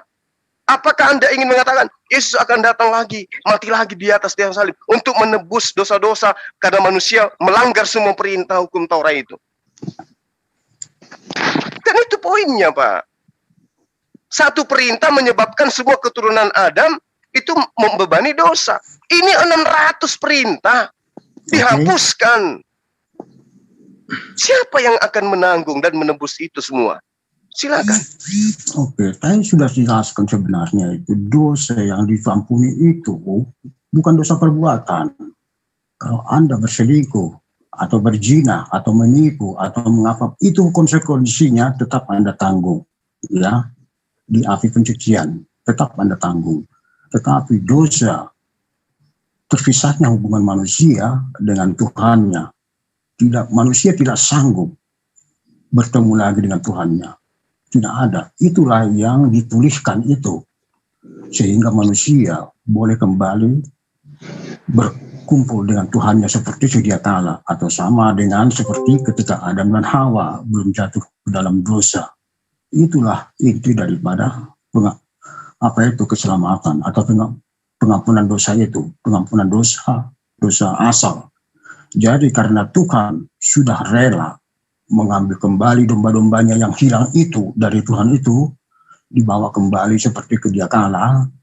Nah, itulah pengampunan dosa itu. Jadi tidak ada hubungannya. Esensinya ini masih membahas tentang pengampunan dosa. Nah, tentang dosa perbuatan, Anda menguraikan panjang lebar, siapa yang menanggung ini, yang menanggung itu, ya tanggung sendirilah manusia itu yang menanggung. Tetapi itu dosa perbuatan. Sebab dosa perbuatan bisa diampuni. Tetapi dosa asal harus ditebus. Oke, kalau dosa perbuatan kita bisa diampuni dengan, kalau di dalam iman orang Kristen ya, dia kalau Anda banyak berbuat dosa, ya Anda lama nanti di api pencucian. Nah, tapi kalau Anda berbuat sedikit, nah berarti nanti ya Anda tinggal nggak berapa lama di api pencucian itu. Itu kalau masalah dosa perbuatan ya, dosa perbuatan itu tetap ditanggung. Jadi tidak ada ditanggung oleh siapapun. Tetapi yang ditanggung penebusan dosa itu, yaitu terpisahnya hubungan manusia.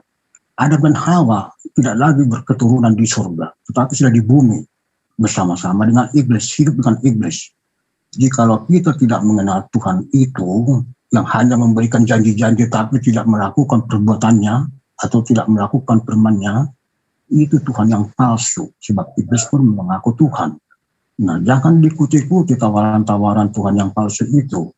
Seperti di kitab Bilangan 23 itu. Allah bukanlah manusia sehingga ia berdusta. Bukan anak manusia sehingga ia menyesal. Asalkan ia berfirman, tidak dilakukannya. Nah, Tuhan itu setiap firman-Nya itu harus dilakukan. Atau setiap perkataannya harus ditepati. Nah, Anda menolak ketika Tuhan melakukan firman-Nya, baiklah kita menciptakan manusia serupa dan segambar dengan rupa kita, berarti serupa dengan gambar itu. Nah, manusia sudah jatuh, sudah tidak bisa lagi ditawar-tawar, sudah jatuh karena sudah memakan. Nah, berarti dia harus mati. Nah, kalau mati itu tidak bisa lagi ditawar-tawar. Nah, tetapi karena Tuhan menciptakan manusia yang diciptakan itu sudah jatuh ke dalam dosa, Tuhan itu pun serupa dengan segambar, dia datang ke dunia menjadi manusia, dia pun rela menanggung kematian itu, menanggung mati kayak bahkan tersiksa itu, rela, jadi sampai turun ke dalam kerajaan maut. Itulah tentang keselamatan itu. Saya ulangi lagi, yang ditebus itu dosa asal itu atau dosa turunan, itulah penyelamatan. Baik. Anda lagi-lagi mengutip Tuhan mencipta ciptaannya serupa dengan dirinya. Lalu ciptaannya makan. Sementara Tuhan tidak makan. Jadi tanggalkan itu, Pak. Itu konsep yang keliru memahami tafsiran dari menafsirkan terjemahan yang ada di kitabnya Bani Israel. Itu pertama. Kedua, Pak, kalau Anda mengatakan Yesus tidak menebus dosa perbuatan, Bapak, pantaslah kemudian Bang Handi mengatakan Anda muridnya. Kenapa? Karena yang dilakukan kemudian oleh Adam itu adalah perbuatan. Dosa makan itu adalah dosa perbuatan. Kalau kemudian Bapak mengatakan perbuatan ditanggung masing-masing oleh pelakunya, silakan bersyahadat, Pak. Karena Adamlah yang harus menanggung perbuatannya sendiri, bukan orang lain.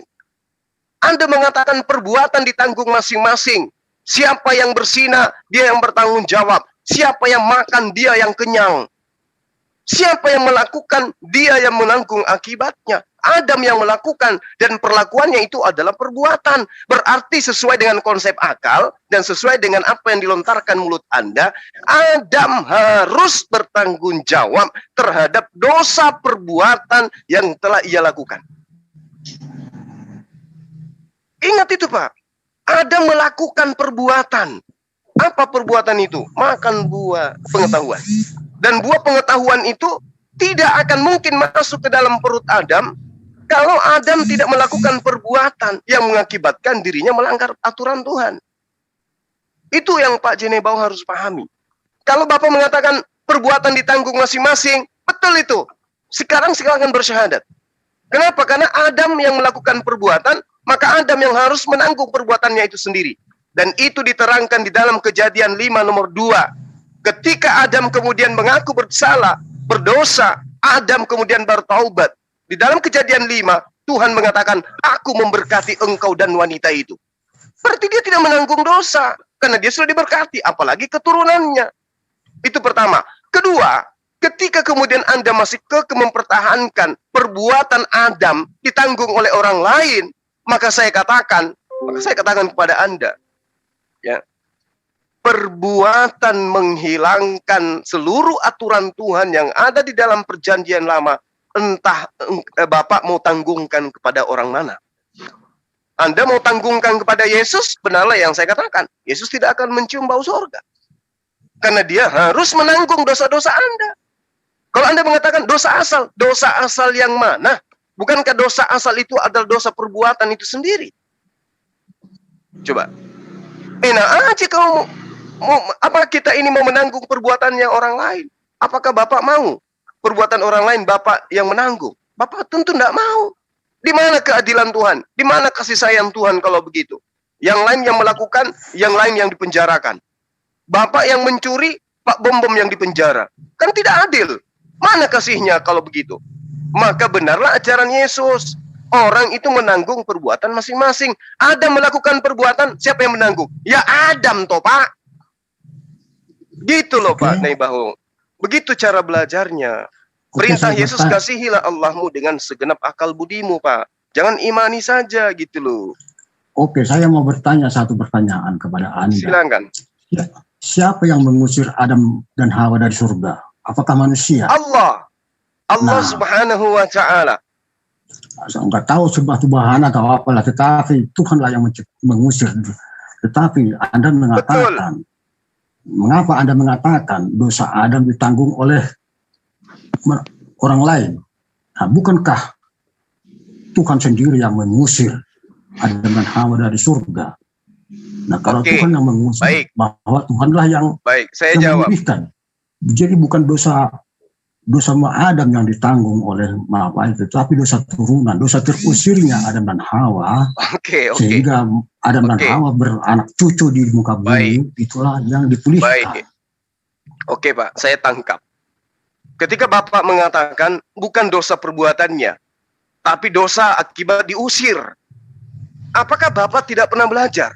Sebelum Adam diciptakan, Pak, di dalam kitab Kejadian 1, nomor 26 sampai nomor 28 sangat gamblang diterangkan bahwa Adam dicipta itu untuk mengisi bumi, untuk beranak cucu di bumi, bukan di sorga, bukan di Gan Eden.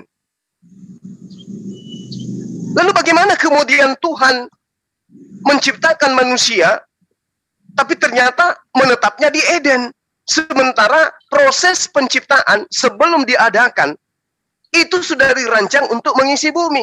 Baiklah kita menciptakan bumi segambar dengan gambar yang kita buat, serupa dengan gambar yang kita buat, untuk mengisi bumi. Coba. Jadi kalau Anda mengatakan, gara-gara Adam, kita harusnya ada di surga, kita harusnya ada di Gan Eden. Saya katakan, nenekmu kiper lah. Itu membantah kitabnya Yahudi yang menerangkan bahwa Adam dicipta untuk mengisi bumi, untuk menjadi khalifah. Wa iz qala rabbuka lil malaikati inni ja'ilum fil ardi khalifah, menjadi pemimpin di bumi. Itu sebelum dicipta Adam. Sesuai dengan Kejadian 1 nomor 26. Coba. Jadi yang tadi dosa perbuatan ditanggung oleh Adam sendiri. Dosa pengusiran memang itu adalah skenario Allah. Makanya dikatakan inni a'lamu ma la ta'lamun. Ada yang saya tahu, kamu tidak tahu. Apa itu? Saya sudah merancang segala sesuatunya. Sayalah perancang yang paling sempurna. Dan ilmuku tidak akan bisa diketahui oleh makhlukku. Itu yang perlu Bapak ketahui.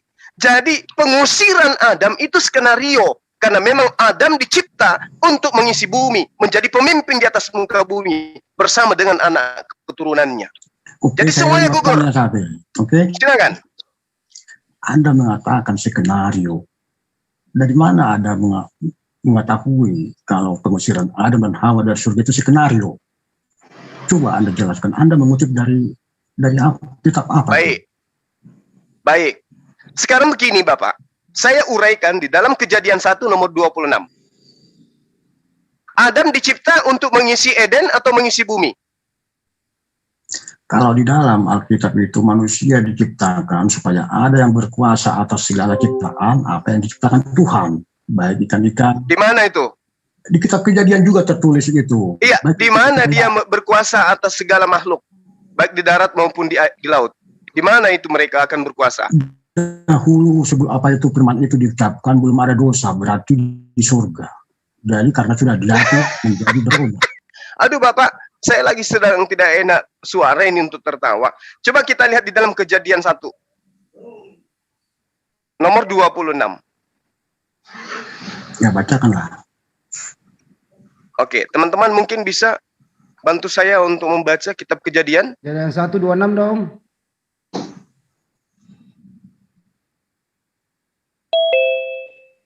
Kejadian 1:26. Iya, silakan Kanda. Ya, sematu kubure, nampak. Ya. Silakan. Nyawa teh. Oke tuh, Bunda. Ya. Berfirmanlah Allah, baiklah kita menjadikan manusia menurut gambar dan serupa kita, supaya mereka berkuasa atas ikan-ikan di laut dan burung-burung di udara, dan atas ternak, dan atas seluruh bumi, dan atas segala binatang melata yang merayap di bumi.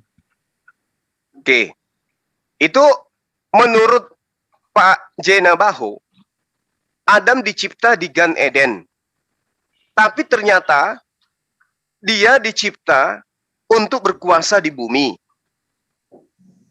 Apakah Anda tidak memikirkan bahwa yang terjadi terhadap Adam itu adalah kronologi yang diceritakan kemudian oleh Bible dan juga Al-Quran berkesesuaian dengan kehendak. Skenario itu kehendak, Pak. Skenario Allah, kehendak Allah. Apakah Anda ini ingin ingkar bahwa pengusiran Adam dari Eden ke bumi itu bukan atas kehendak Allah? Tentu tidak, bukan? Tentu itu atas kehendak Allah, bukan? Artinya ini adalah skenario Allah. Itu salah Anda memahami itu. Kejadian 1:26 itu belum ada ranah dosanya. Jadi itu konteksnya masih belum berdosa. Nah, yang dibicarakan ini sekarang setelah kejatuhan Adam dan dari firman Tuhan melanggar atau perintah Tuhan itu sehingga ada dosa. Nah, kalau Anda membaca dari kitab Kejadian 1:26 itu konteksnya belum ada dosa. Di mana konteks itu? Itu tidak menciptakan kematian. Itu karena tadi dibacakannya cuma 26 doang. Coba 28-nya. Di 28 dijelaskan detailnya itu, coba Bang. Ya, silakan baca lah. Oke, baik. Allah memberkati mereka. Allah memberkati mereka. Lalu Allah berfirman kepada mereka, beranak cuculah dan bertambah banyak, penuhilah bumi dan di Eden. Taklukkanlah itu berkuasa atas ikan-ikan di laut dan burung-burung di udara dan atas segala binatang yang merayap di bumi. Intinya di bumi ini. Penuhilah bumi, beranak cuculah, bertambah banyaklah, penuhilah bumi. Bukan penuhilah Gan Eden itu. Jadi apa yang Anda tanyakan? Ya elah, Pak Naibau nggak paham-paham juga murid saya ini. Oh ya, biar saya jangan salah menjawab lah. Tanyanya Bang Nyuma, Adam itu beranak cucu di Eden apa di bumi itu loh? Iya. Perintahnya kepada Adam beranak cucunya di Eden atau di bumi. Itu perintahnya. Eden itu taman, Pak. Perintahnya dia beranak cucu di mana? Di bumi atau di Gan Eden? Kalau tadi sudah dibacakan di situ, sorry, Gan itu taman. Sorry. Akan sudah dijelaskan di bumi. Di bumi. Jangan pakai cuman lagi, udah di bumi, udah dijawab. Lanjut Bang Juma, udah dijawab. Nah, berarti benarlah apa yang saya katakan. Segala sesuatunya itu berdasarkan atas kehendak Tuhan. Yesaya 55 nomor 11. Betul. Mazmur 33 nomor 9. Ketika aku hendak melakukan sesuatu, maka cukup aku berkata. Jadi ini skenario Tuhan. Tuhan menghendaki Adam dan keturunannya itu berkuasa bukan di Gan Eden, tetapi di bumi. Berarti pupuslah sudah tuduhan dan hujatan terhadap Nabi Adam alaihissalam. Nah, satu hal. Hal yang kedua, di dalam pengajaran Bani Israel, Pak, mereka tidak pernah menghujat, mereka tidak pernah mengutuk Nabiullah Adam alaihissalam. Tidak pernah. Hanya di Kristen. Kenapa kemudian ada pengutukan terhadap Adam? Penistaan terhadap Adam. Kenapa? Untuk menjatuhkan pamor Adam agar tidak lebih tinggi dari pamor Tuhan mereka, Yesus. Kenapa? Karena pamor Adam jauh lebih tinggi. Adam diciptanya di sorga. Yesus diciptanya di kandang binatang. Adam dicipta tanpa ayah ibu. Oke, satu pertanyaan Yesus dicipta dulu. dengan ibu. Jangan terlalu panjang. Satu pertanyaan. Adam dan gitu Hawa. Loh, Pak. Silakan. Ya, saya bertanya dulu. Biar terlalu panjang nanti tidak jelas kemana arahnya. Adam dan Hawa itu berketurunan. Apakah setelah dia berdosa atau masih sebelum berdosa? Gimana? Adam dan Hawa itu berketurunan. Apakah Adam itu sudah berdosa atau belum? Tidak ada dosa bagi Adam, Pak. Di mana diterangkan Adam punya dosa? Coba tunjukkan di Bible, kitab apa, nomor berapa? Tadi sudah saya jelaskan. Di mana itu Adam disebut berdosa? Berdosa itu terpisahnya manusia dengan Tuhan. Itu konsepnya siapa? Ya, kalau memang Anda berbicara konsep yang berbeda, ya kita ini berbicara secara data, Pak. Loh, tadi Bapak sudah melihat Kejadian 1 nomor 26, Adam diberkatin. Kejadian 5 nomor 2, Adam diberkatin. Terus mana dosanya? Coba tunjukkan di mana dikatakan Adam telah berdosa. Nah, terusirnya Adam dan Hawa dari surga itulah dosa asal. Aduh Bapak, itu bukan terusir, Pak. Apa itu? Itu sedang menjalankan apa yang diskenariokan Allah. Dia harus berpindah kepada habitat di mana dia diperuntukkan, diciptakan. Perintahnya di mana itu? Lah kan kita sudah membaca tadi.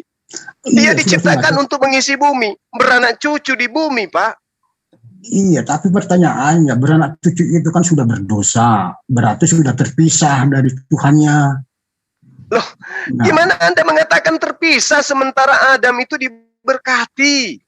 Aduh, mulai dari Adam dan Hawa sampai ke itu, Abraham pun diberkati dengan melahirkan anaknya dengan Sarah. Ya emang hanya di dalam ajaran doktrin Kristen, kehamilan, kelahiran itu adalah kutukan.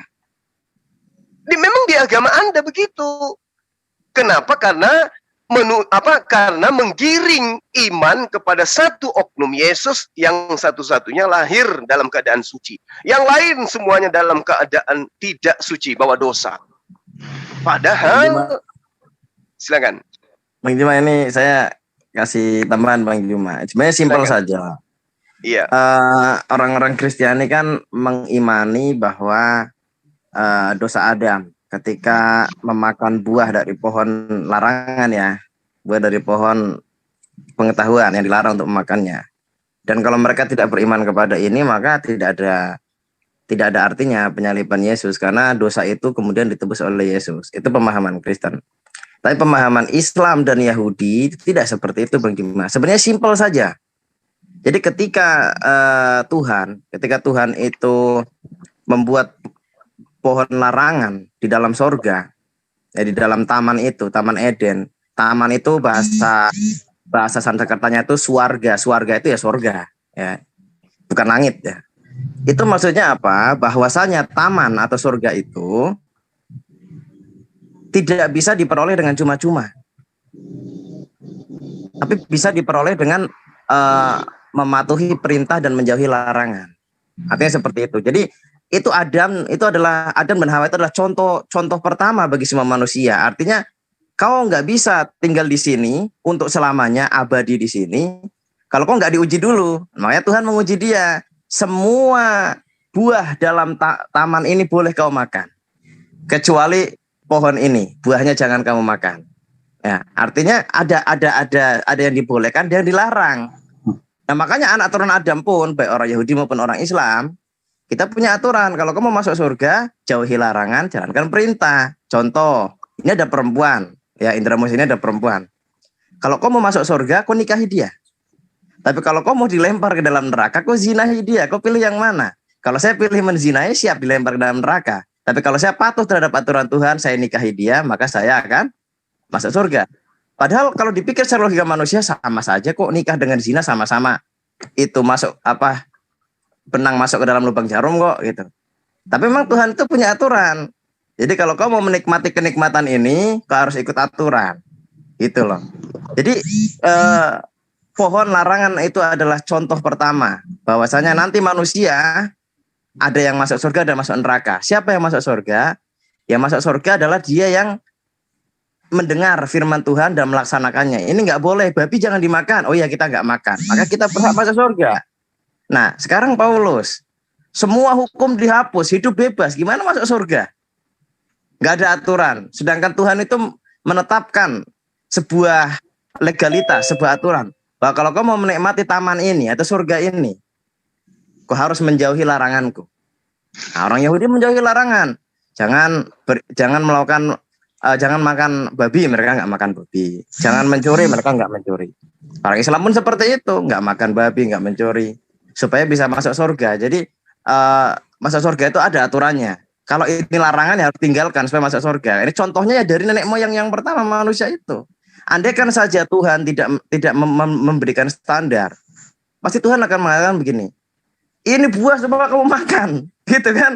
Tapi kan Tuhan punya aturan gitu loh, Bang Juma. Terima kasih, Bang Juma. Iya, saya tanggapi DJ dari bawah ya. Pak J dari bawah. Silakan. Ya, jadi berkaitan dengan dosa waris itu sudah jelas-jelas bahwasan di Kejadian 2 ayat 17 ya. Di situ Tuhan melarang Adam bahwasan manusia tidak boleh memakan buah itu. Untuk apa Tuhan melarang itu? Melarang tidak boleh memakan buah itu adalah salah satu bentuk pengujian iman. Ketaatan manusia kepada Tuhan ini sampai di mana? Makanya Tuhan melarang atau menurunkan hukumnya. Hukum pada zaman Adam cuma satu hukum, tidak ada hukum yang lain, yaitu tidak boleh memakan buah. Tetapi apa yang dilakukan oleh Adam? Dia menentang perintah Tuhan, maka manusia disebut jatuh dalam dosa. Maka ketika Rasul Paulus menulis di dalam suratnya itu, di Roma 5 ayat 14, apa kata Rasul Paulus di situ? Sungguh pun demikian maut telah berkuasa dari zaman Adam sampai ke zaman Musa, juga atas mereka yang tidak berbuat dosa dengan cara yang sama seperti yang telah dibuat oleh Adam, yang adalah gambaran Dia yang akan datang. Jadi dari Adam inilah manusia jatuh dalam dosa, dan maut itu menjalar ke seluruh anak cucu Adam. Maka di Roma 5 ayat 10 sampai 11, apa kata Rasul Paulus di situ? Sebab jikalau kita masih seteru diperdamaikan dengan Allah oleh kematian anaknya, lebih-lebih kita yang sekarang telah diperdamaikan pasti akan diselamatkan oleh hidupnya. Jadi manusia itu diciptakan oleh Tuhan itu tidak ada maut, tetapi Tuhan menciptakan manusia itu untuk memperoleh hidup yang kekal, bukan maut. Tetapi karena manusia jatuh dalam dosa, maka Rasul Paulus mengatakan di Roma 6:23, sebab upah dosa ialah maut, tetapi karunia Allah ialah hidup yang kekal dalam Kristus Yesus Tuhan kita. Jadi karunia Allah kepada Adam, manusia ciptaan pertama ini adalah untuk memperoleh hidup yang kekal, bukan kematian. Tetapi karena dia melanggar perintah-perintah Tuhan, maka manusia jatuh dalam dosa dan manusia akan menjalani proses kematian ataupun maut. Jadi berkaitan dengan hukum Taurat yang disebut oleh Indra Mose, saya akan menjawab. Rasul Paulus tidak pernah membatalkan hukum Taurat. Konteks penyampaian yang dilakukan oleh Rasul Paulus kepada bangsa-bangsa Goim yang tidak berkaitan dengan bangsa Israel. Paulus ketika konsili para rasul, yaitu di Kisah Para Rasul 15, Paulus diutus oleh murid-murid Yesus ataupun rasul-rasul Yesus yang dipimpin oleh Petrus, mengutus Paulus untuk memberitakan nama Yesus ini kepada bangsa-bangsa Goim, yaitu bangsa-bangsa kafir yang tidak mengenal hukum Taurat. Jadi tugasnya Paulus ini untuk memberitakan nama Yesus kepada bangsa-bangsa Goim, tetapi bukan memberitakan hukum Taurat. Sebab hukum Taurat itu tidak diperkenankan kepada bangsa Goim. Hukum Taurat secara lahiriah ataupun seremonial itu diperuntukannya khusus kepada keturunan Abraham, Ishak dan Yakub ataupun orang Israel. Maka apa kata Daud di Mazmur 147 19-20? Kata Daud di sana, ia memberitakan firman-Nya kepada Yakub, ketetapan-ketetapannya dan hukum-hukumnya kepada Israel. Ia tidak berbuat demikian kepada segala bangsa, dan hukum-hukumnya tidak mereka kenal. Haleluya. Itu yang dikatakan oleh Daud, bahwasan hukum secara lahiriah ini tidak diperkenankan kepada bangsa lain, tetapi hanya diperuntukkan kepada orang Israel, bukan kepada bangsa Goim. Maleaki 4 ayat 4. Ingatlah kepada Taurat yang telah kuperintahkan kepada Musa hambaku di Gunung Horeb untuk disampaikan kepada seluruh Israel, yakni ketetapan-ketetapan dan hukum-hukum. Jadi hukum-hukum secara lahiriah ataupun seremonial ini tidak diperuntukkan kepada bangsa Goim. Orang Kristen dulunya adalah bangsa Goim, tetapi karena perintah Yesus kepada murid-muridnya untuk menggembalakan maka orang Kristen yang dulunya bangsa Goim yang bukan berasal dari bangsa Israel sekarang kembali mengenal Tuhan, tetapi tidak menjalankan hukum Taurat karena hukum Taurat diperuntukkan hanya kepada bangsa Yahudi. Itu yang bisa jelaskan. Silakan Pak Jenaibel. Saya tanggapi dulu. Saya tanggapi, ini banyak sekali poinnya ya. Bang Sima izin ya. Ya. Saya tanggapi Memebos. Jadi Memebos tadi mengatakan bahwa manusia itu harusnya tidak mati, hidup dalam keabadian langgeng. Tetapi karena nenek moyang mereka yaitu Adam dan Hawa berbuat dosa, maka atas alasan dosa itu manusia jatuh ke dalam maut. Upah dosa adalah maut. Nah, pertanyaan saya, itu sapi, singa, babi, cicak itu mati itu siapa yang dosa? Apakah nenek moyang cicak juga berdosa sehingga dia mati? Terima kasih. Jawab. Loh, dosa yang diwariskan oleh Adam adalah dosa perbuatan Adam, bukan dosa yang dibuat oleh binatang atau hewan. Iya, manusia mati karena upah dosa adalah maut kan. Jadi manusia mati karena dosa Adam dan Hawa. Pertanyaan saya, ketika babi mati itu karena dosa siapa? Berkaitan dengan hewan tidak dijelaskan di dalam Alkitab. Di sini pembahasan itu hanya berkaitan dengan dosa manusia, bukan dosa binatang. Berarti bisa kita katakan manusia mati pun tidak harus dengan dosa dong. Karena binatang pun tanpa dosa dia mati kok. Sudah saya katakan tadi, analogimu itu sudah salah. Di sini pembahasan itu berkaitan dengan dosa yang dibuat oleh manusia, bukan binatang, bukan hewan. Yesus datang ke dunia itu untuk menyelamatkan umat manusia yang terperangkap dalam dosa yang diikat oleh iblis jutaan tahun. Bukan menyelamatkan hewan yang jatuh dalam dosa. Apakah hewan jatuh dalam dosa? Tidak. Tetapi hanya manusia yang jatuh dalam dosa, bukan hewan yang jatuh dalam dosa. Maka rancangan untuk penebusan dosa itu sempurna yang dilakukan oleh Yesus. Ya, gini, manusia mati karena dosa Adam dan Hawa, nenek moyang mereka. Orang binatang juga mati. Binatang mati karena dosa siapa gitu loh. Oke, saya jawab ya, binatang mati atas dosa siapa. Saya ingin bertanya kepada Anda, apakah Anda diciptakan seperti binatang? Itu jawab apa nanya, Pak? Jawab dulu, iya apa tidak? Jawab dulu. Saya ya mana jawabannya kok malah balik nanya gitu loh. Oke, saya jawab. Bang Irama, saya jawab. Ya, di dalam Ayub ya, manusia itu seperti apa ya? Seperti ulat. Gitu loh. Itu kata Ayub loh. Dah, sudah saya jawab ya. Sama seperti ulat kalau melihat dari dalam dari perspektif Dengan kata lain, berarti Anda seperti ulat. Ya terserah, itu kan kata Ayub. Ya tinggal berdebat aja. Silakan saja kalau Anda berbicara seperti ulat, berarti argumentasi Anda tidak perlu ditanggapi sebab ulat bukan berbicara tentang ulat ini ya. Iya, makanya tentang manusia. Saya sudah jelaskan tadi tentang manusia itu diciptakan menurut gambar dan rupa Allah itu sendiri. Berbeda dengan penjelasannya Ustadz Anda Juma. Jadi katanya berarti pernyataan manusia diciptakan seperti rupa apa tidak jelas. Jadi Ayub salah ketika Ayub berstatement bahwa manusia itu ulat. Gitu. Silakan aja Anda berdebat dengan Ayub. Tidak berdebat dengan Ayub, berdebat dengan Anda. Anda mengambil tetap Ayub, berarti Anda mensamakan diri Anda seperti ulat. Nah, itu urusan Anda ya. Pertanyaannya, Pak, manusia mati karena Adam makan buah ilmu pengetahuan. Sehingga akibat dari dosa manusia mengalami kematian. Yang dipertanyakan adalah maut, gitu Bang Juma, menurut ayat. Yang dipertanyakan, kenapa binatang-binatang juga mengalami maut?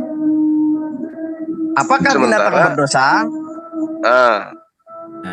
Gitu. Saya mau bertanya lagi.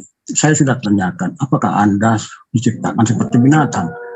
Kalau Anda dengarkan dulu, kalau mau Anda. Enggak, jangan banyak balik, jawab dulu. Karena Anda liar, berarti saya pun juga harus menjawab dengan liar, ya. Loh, kecuali liar, Anda Pak? Alkitabiah, Pak. upah dosa adalah maut. Manusia mati karena dosa nenek moyang. Sekarang nggak usah babi lah terlalu besar. Cicak Pak, mati karena apa? Ya katakan nambah tikus kah mau apakah Anda diciptakan seperti tikus? Jadi kalau waduh Bapak ini aduh. Nah, jangan pantaslah liar. Bapak disebut muridnya. Kalau Anda liar, saya pun akan menjawab secara liar. Nah, karena Anda menjawab ke babi.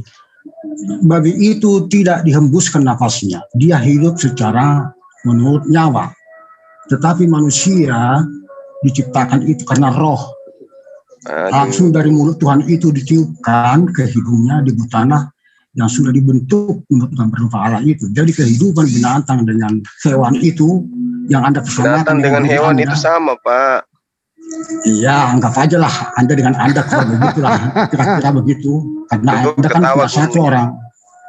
Nah, sejolo ya, binatang itu tidak diciptakan. Dia itu hanya, ya kalau menurut agama Anda kun saja, hanya firman. Tetapi menciptakan manusia, dia tidak menciptakan manusia hanya dengan firman-Nya, tetapi Tuhan menciptakan manusia juga dengan firman-Nya. Sebab Tuhan itu bekerja, berkarya. Tidak nyambung itu Pak. Iya. Anda mau raba-raba kemana-mana. Iya, Pak Naibaho.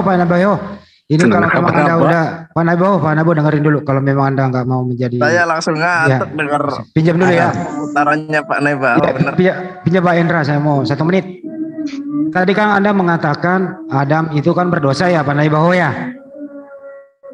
Ya, yang menebus, yang mengusir Adam dari surga siapa Pak Naibaho? Tadi saya sudah bertanya itu kepada Ustadz Anda Juma itu. Ya, tadi kan Anda saya tanya. Anda bertanya lagi ke saya gitu. Iya, siapa yang mengusir? Pertanyaan saya nggak bisa, tanya lagi bisa jawab atau tidak? Nah, kenapa pertanyaan saya dijawab? Oke, kalau nggak bisa jawab, menurut Anda itu Bapak yang mengusir, artinya kan gitu ya. Sekarang pertanyaannya, yang menebus. Terserah Anda. Dulu, aduh, saya bicara kok, baru satu. Ya, terserah Anda lah. Waktu. Katakanlah, saya menyimak saja. Iya. Nah, sekarang Anda boleh menyangga ini, yang menebus dosa Adam itu, ya, yang mengampuni dosa Adam itu Yesus atau Bapak? Artinya maksudnya, yang menebus dosa Adam, yang mengampuni dosa Adam itu Yesus atau Bapak? Dasarnya di mana ada tertulis Yesus mengampuni dosa Adam? Saya tanya kepada Anda, kan Yesus menebus dosa. Iya, ambil rujukannya dari mana? Jangan liar. Tuh. Ya saya tanya kepada Anda ini bisa jawab ya, enggak? Tapi jangan menurut asumsi. Enggak, ini kan yang menebus dosa manusia itu adalah Yesus. Manusia, kata kunci manusia tuh. Nah, kalau Adam ini Yesus yang menebus dosa Adam, Yesus atau Bapak? Gimana ada terus kata Adam? Astagfirullahaladzim. Ini Adam ini kan berdosa, makan ilmu pengetahuan, diusir dari Taman Eden. Berdosa, ya. Nah, yang mengampuni dosa Adam siapa? Yesus atau Bapak? Nah, siapa yang mengatakan ada tertulis di situ? Apa sih? Bubar. Bahasa Indonesia kok nggak ngerti ya? Nah, tanyakan menurut. Makanya kamu ini udah 2 bulan nggak masuk kelas. Jadi makanya begini jadinya. Jadi Anda jangan bertanya liar ke saya. Saya kan. Ya kalau begitu Anda diam dulu. Meraba-raba Bang Andi. Bentar, saya ke Meme Bos. Saya ke Meme Bos. Ya, silakan. Ya, yang menebus dosa Yesus, yang menebus dosa Adam itu Yesus atau Bapak? Bentar saya ambil ayatnya dulu ya. Ya, sebenarnya gampang ini, nggak perlu pakai ayat loh. Sederhana loh ini pertanyaan. Bentar. Silakan ya. Pak Jenaibaho. Ya kan gini ya, saya kasih lagi nih. Dasarnya tidak ada, data tertulisnya tidak ada. Jawabannya ke saya. Dengerin dulu, menurut Bapak kan ya, itu Allah Bapak itu mengusir Adam dari Taman Eden atau dari surga menurut Anda nih, karena makan buah pengetahuan itu. Jadi diusir lagi ke bumi, gitu ya. Nah, pertanyaan, dosanya Adam ini yang mengampuni siapa? Yesus atau Bapak? Ya, saya jawab. Iya. Gampang kok pertanyaan ini. Ya, jadi berkaitan dengan orang-orang yang meninggal sebelum kedatangan Yesus Kristus ini, apakah mereka ini masuk ke dalam kerajaan Allah atau tidak? Bukan itu yang pertanyaannya. Ya, saya akan jawab itu Bang Andi. Iya, silakan. Orang-orang sebelumnya itu apakah mereka ini masuk ke dalam kerajaan Allah itu tidak? Termaksud Adam ataupun Hawa. Saya katakan setelah kedatangan Yesus Kristus, Adam ataupun Hawa ataupun yang lain-lain, mereka sudah masuk ke dalam kerajaan Allah oleh penebusan yang dilakukan oleh Yesus Kristus, yaitu di Ibrani 9 ayat 15, apa katanya di situ? Karena itu dia adalah pengantara dari suatu perjanjian yang baru, supaya mereka yang telah terpanggil dapat menerima bagian kekal yang dijanjikan. Sebab ia telah mati untuk menebus pelanggaran-pelanggaran yang telah dilakukan selama perjanjian yang pertama. Jadi menurut Anda ya, kok nggak dijawab, yang menebus dosa Adam itu Bapa atau Yesus? Ya, di Ibrani 9 ayat 15 ini, di sini dikatakan. Siapa? Di Ibrani siapa ini? Ya lanjut aja, lanjut. Di Ibrani 9:15 ini sudah dicatat bahwasan yang menebus dosa Adam dengan keturunan sebelum kedatangan Yesus Kristus ini adalah Yesus yang menebus. Oke. Artinya Bapa yang mengusir Adam dari surga, yang menebus dosanya adalah Yesus. Begitu dong? Ya, benar. Oke, berarti hak Bapa sebagai pengampun, pemaaf, menebus dosa dicabut semua, diambil alih oleh Yesus, betul? Itu agama tauhid itu, kalau apa itu memisahkan. Ini muridku, lu diam dulu muridku, kamu gak ngerti bahasa Indonesia. Anda kan orang buta. Kalau orang buta mengajari orang supaya buta akan masuk jurang. Ini murid saya ini kenapa ini nggak mau menjawab? Gimana kalau Bos? Anda berguru orang buta itu akan masuk jurang. Saya sudah paham. Pertanyaan Anda itu interogasi. Anda nggak menjawab pertanyaan. Jadi Anda itu buta. Kenapa saya katakan Anda itu buta. Bertanya itu muridku, diam dulu. Kenapa sih kalau saya ngomong ada yang agar mengikuti kehendak Anda. Jadi Anda menggiring sebetulnya. Muridku, jangan panas dulu, saya bertanya. Iya, kalau Yesus orang buta tidak perlu dijawab. Saya bicara sama Meme, bukan Anda ini. Saya bicara sama Meme, pertanyaan orang buta itu tidak perlu dijawab. Saya sudah paham pertanyaan Anda itu. Saya bicara sama Meme, Bos. Anda diam dulu. Ya, Anda kan orang buta. Iya, makanya kalau orang buta itu tidak perlu dijawab pertanyaannya. Kenapa nggak mau dijawab? Nggak bisa. Karena Anda orang buta, ajarannya bersumber dari yang buta. Oke, kalau begitu orang buta mengajari Anda ya, Anda diam.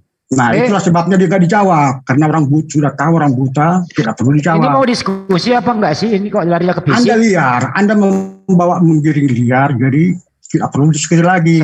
Diam dulu ya Pak ya, sebentar ya. Tidak ada dasar tertulisnya. Pak Naibaho. Saya sudah iya Pak Naibaho, diam dulu, saya bicara sama Meme Bos, izin ya. Ya percuma lah, tidak perlu Anda bertanya. Kenapa Anda melarang saya bicara? Karena tidak berdasar, tidak ada dasarnya. Enggak ada hak Anda melarang saya bicara. Anda dari tadi loh, saya baru mau juga pakai tidak ada dasarnya untuk menjawab. Percuma. Saya baru mau pakai, kok saya di mute sih?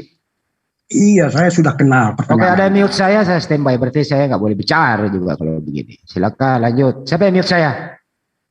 Saya mau mute Naibaho malah ke Bang Andi. Oh, kirain ada ya. Oke. Pak Naibaho. Pak Naibaho, tolong Anda diam dulu ya. Anda diam dulu. Udah. Saya mau bicara 1 menit dong sama Meme. Kan saya nggak bicara sama Anda. Oke? Ya oke, Bang Meme. Kalau Yesus yang menebus dosa Adam, artinya dalam hal urusan dosa manusia di muka bumi ini, artinya Yesuslah yang menebus ini semua. Artinya hak untuk menebus dosa Bapak sudah nggak ada lagi. Betul apa betul Pak Meme Bos?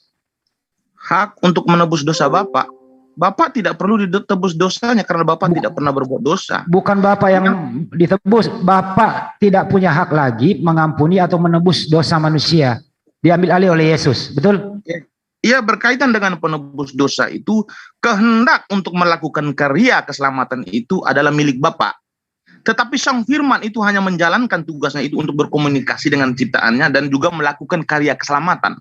Tetapi kehendak masihlah milik Bapak. Itu adalah, jadi Tritunggal itu mempunyai tugas masing-masing. Roh Kudus tugasnya adalah untuk membimbing manusia supaya manusia tidak jatuh dalam dosa. Manusia hidup menurut ketetapan-ketetapan Allah. Lalu Bapa pemilik kehendak. Lalu firman ini tugasnya adalah untuk datang ke dunia, untuk berbicara dengan nabi-nabinya, dan juga menjadi manusia untuk melakukan karya keselamatan. Ini cuma penebus saja, Pak. Jadi yang berkuasa penuh menebus dosa manusia Yesus atau Bapa?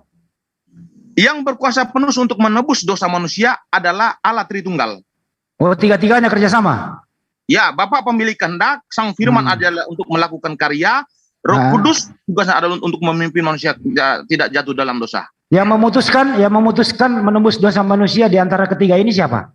Pemilik kehendak adalah Bapa. Bapa, berarti bukan Yesus? Yesus adalah menjalankan tugas karena dia adalah Sang Firman. Iya, oke, artinya Bapa memerintahkan Yesus, ya kalau nggak diperintah Yesus nggak jalan, nggak berbuat apa-apa. Iya, jadi Yesus mempunyai dua kehendak. Apa itu? Kehendak Yesus adalah ketika dia melakukan sesuatu harus meminta izin dari kehendak Bapa. Dan juga Yesus mempunyai kehendak sendiri, yaitu di Matius 28 ayat 19 sampai 20. Di situ Bapa telah memberikan kuasa kepada Yesus atau mempunyai kehendak sendiri untuk melakukan apa yang Yesus suka, seperti menebus dosa, seperti menghapus dosa orang, seperti memvonis orang masuk surga. Itu adalah kehendak Yesus yang diberikan Bapa kepada Yesus. Jadi Yesus mempunyai dua kehendak, kehendak Bapa dan juga Yesus mempunyai kehendak sendiri. Oke, yang berkehendak penuh sekali lagi, yang berkuasa penuh untuk mengampuni dosa siapa? Yang pemilik kehendak itu adalah Bapa, yang melakukan karya adalah Yesus Kristus. Oke. Baik, artinya Yesus di sini tidak berkehendak penuh mengampuni dosa, menebus dosa, betul? Yesus di sini bukan tidak berkehendak penuh, tetapi berkaitan dengan kehendak itu sudah saya katakan tadi milik Bapa. Tetapi Yesus menjalankan tugas. Yesus dan Bapanya adalah satu. Yesus dan Roh Kudus adalah satu. Yesus dan Bapa adalah yang satu. Kehendak Bapa adalah kehendak Yesus adalah kehendak Bapa. Kehendak Bapa adalah kehendak Roh Kudus adalah kehendak Bapa. Tiga ini adalah satu. Oke, menurut Anda Bunda Maria punya dosa nggak? Bunda Maria punya dosa, mungkin berkaitan dengan Bunda Maria punya dosa atau tidak, mungkin saya belum membaca di dalam. Kan ada dosa waris dari Adam katanya ada. Jadi begini, berkaitan dengan dosa waris dengan dosa perbuatan itu berbeda. Ya, dosa waris saja kita omongin. Ada nggak dosa warisnya Maria? Ada nggak dosa warisnya Maria dari Adam? Ya, jadi dosa waris, baik benar. Saya ambil ayatnya dulu di Yeskiel ya. Nggak gini aja, ada nggak dosa waris yang ditanggung Maria dari Adam? Ada atau tidak? Bentar. Kalau saya tidak mau berbicara tanpa dalil, saya harus pakai dalil ya. Enggak, ini kan dosa waris, artinya semua manusia Kristen di muka bumi ini menanggung dosa waris itu kan? Ya, berkaitan dengan dosa waris, sudah saya katakan tadi, siapapun itu sebelum kedatangan Yesus, mereka semua dilabeli oleh dosa waris yang baik. Artinya Bunda Maria ada dosa waris dari Adam kan gitu? Benar. Nah, sekarang sekarang yang mengampuni dosa Bunda Maria ini siapa? Ya, berkaitan mengampuni dosa Maria, sudah saya katakan tadi, jangankan Maria, Adam manusia pertama yang diciptakan oleh Tuhan saja, hanya Yesus yang menebus oleh perbuatan Adam. Baik, artinya anak kandung mengampuni dosa ibu kandung, betul? Anak kandung mengampuni dosa ibu kandung. Iya, betul apa salah? Kalau dipahami secara harafiah, saya katakan iya. Iya udah. Tetapi kita tidak menggunakan harafiah, tetapi menggunakan metafora ataupun kiasan. Enggak, ini betul ini. Yesus kan anak Bunda Maria kan anak kandungnya namanya Yesus. Ya benar. Benar kan? Artinya anak kandung mengampuni dosa ibu kandung kan gitu. Ya, mengampuni dosa ibu kandung dalam konteks dosa waris, bukan dosa perbuatan. Iya, dosa warisnya ibu kandung dari Adam, yang ampuni adalah anak kandung. Ya benar. Jadi Yeskiel 18 ayat 2 itu mengatakan begini, orang yang berbuat dosa itu yang harus mati. Anak tidak akan turut menanggung kesalahan ayahnya, dan ayahnya tidak akan turut menanggung kesalahan anak. Selanjutnya dengan dosa perbuatan. Selanjutnya waktu anak kandung mengampuni dosa ibu kandung, apakah anak kandung ini minta persetujuan kepada bapak? apakah anak kandung ini ketika dia mengampuni dosa waris yang disemat atau yang labelnya ada di dalam Maria ini, apakah dia harus meminta izin kepada Bapa? Sudah saya katakan tadi, Yesus datang ke dunia untuk melakukan karya ataupun konsep penebusan itu dikehendaki oleh Bapa. Oke. Artinya dia izin dulu, Bapak, saya mau mengampuni dosa ibu kandung saya, boleh atau tidak? Dia tidak pernah meminta izin, tetapi konsep ataupun rancangan Bapak itu sangat sempurna. Artinya Yesus mengampuni dosa ibu kandungnya, nggak perlu izin kepada Bapak. Yesus tidak pernah mengatakan, ibu aku mengampuni dosamu, tidak ada. Tetapi dalam konteks keselamatan, dalam konteks penyalipan itu adalah rancangan Allah ataupun rancangan Bapa itu ataupun kehendak Bapa. Sudah saya katakan tadi bahwasan Yesus ini dalam konteks melakukan karya keselamatan, tugas Sang Firman ini adalah melakukan karya keselamatan kepada umat manusia. Ini adalah tugasnya. Pak, ini 1 menit lagi saya udahan ya. Kan Yesus itu mengampuni dosa manusia di tiang salib termasuk dosa waris. Kan gitu. Satu, Bunda Maria ini ada dosa waris dari Adam. 2, dan yang artinya Yesus juga anak kandung ini mengampuni dosa waris yang ada sama ibu kandung. Betul. Kan gitu bahasanya Pak. Terus kemudian apakah Yesus memaafkan, mengampuni dosa ibu kandungnya ini, minta persetujuan ke Bapak atau tidak perlu melaporkan? Begitu loh maksud saya.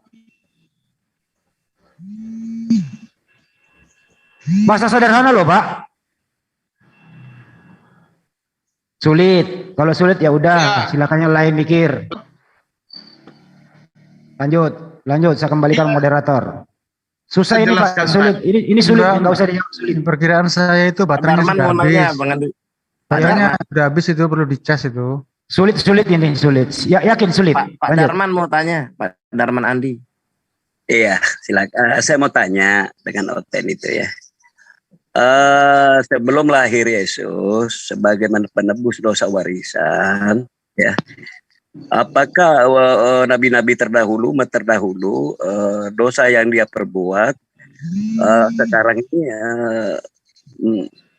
termasuk masih neraka waktu itu ya, katakanlah mereka masih disiksa sebelum Yesus datang sebagai penebus dosa. Itu barangkali satu pertanyaan dari saya. Kalau saya tambahi, kalau kita dari Islam, namanya dosa warisan. Manakala orang tua itu meninggal, dia punya utang, maka warisnya yang membayar, ahli warisnya lah yang membayar utangnya. Itu dosa orang tuanya dulu, seperti itu. Maka berkewajiban anaknya, turunannya yang membayar. Itu dosa warisan, Pak. Bukan melingkupi dunia ini satu orang aja, disinilah kesalahpaham daripada hukum-hukum yang dipahami di ajaran Yesus.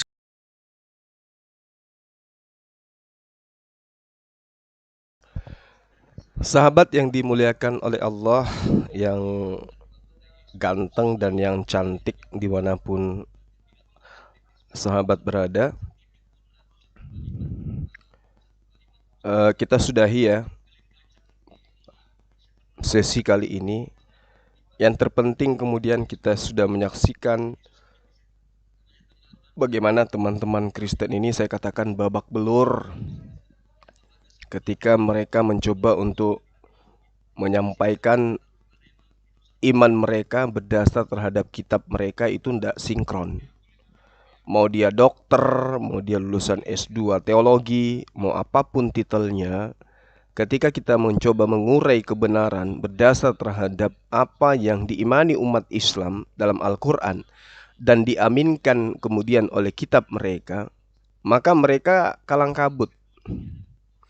Ya, kita menyaksikan bagaimana mereka kemudian tidak ada satupun yang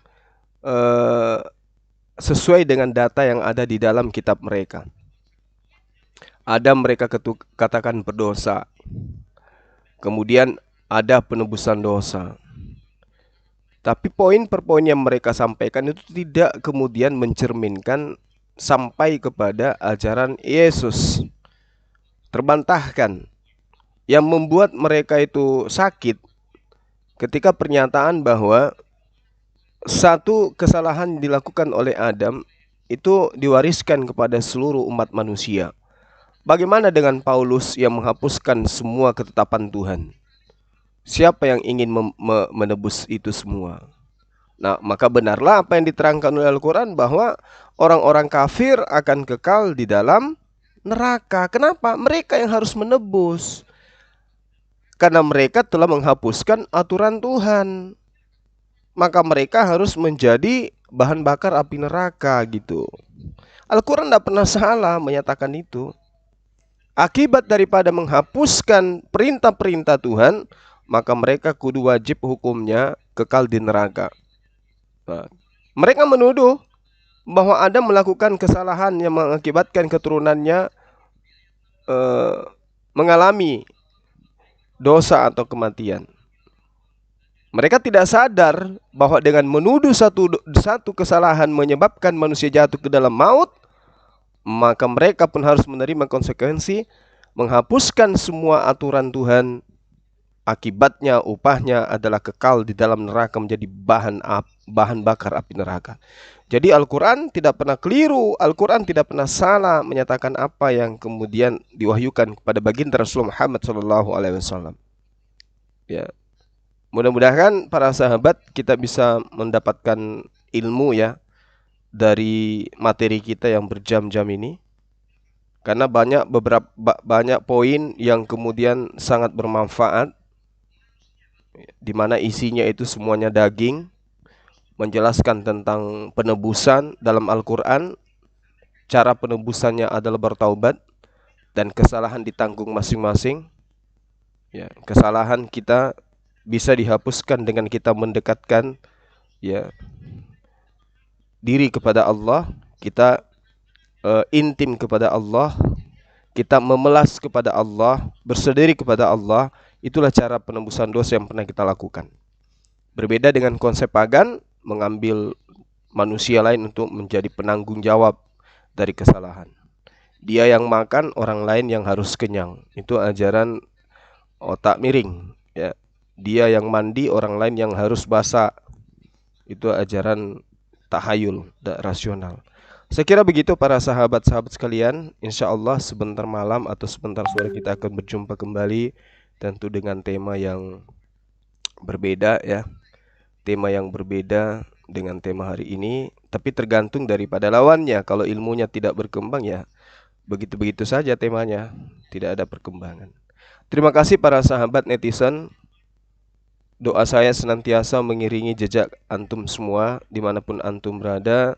Kiranya Allah melembutkan hati antum semua, memudahkan rezekinya, melapangkan rezekinya, memudahkan urusannya, mengangkat semua penyakitnya, dan menjauhkan antum dari segala mara bahaya. Saya akhiri. Wabillahi taufiq wal hidayah. Assalamualaikum warahmatullahi wabarakatuh. Salam satu Tuhan. Allahu Akbar.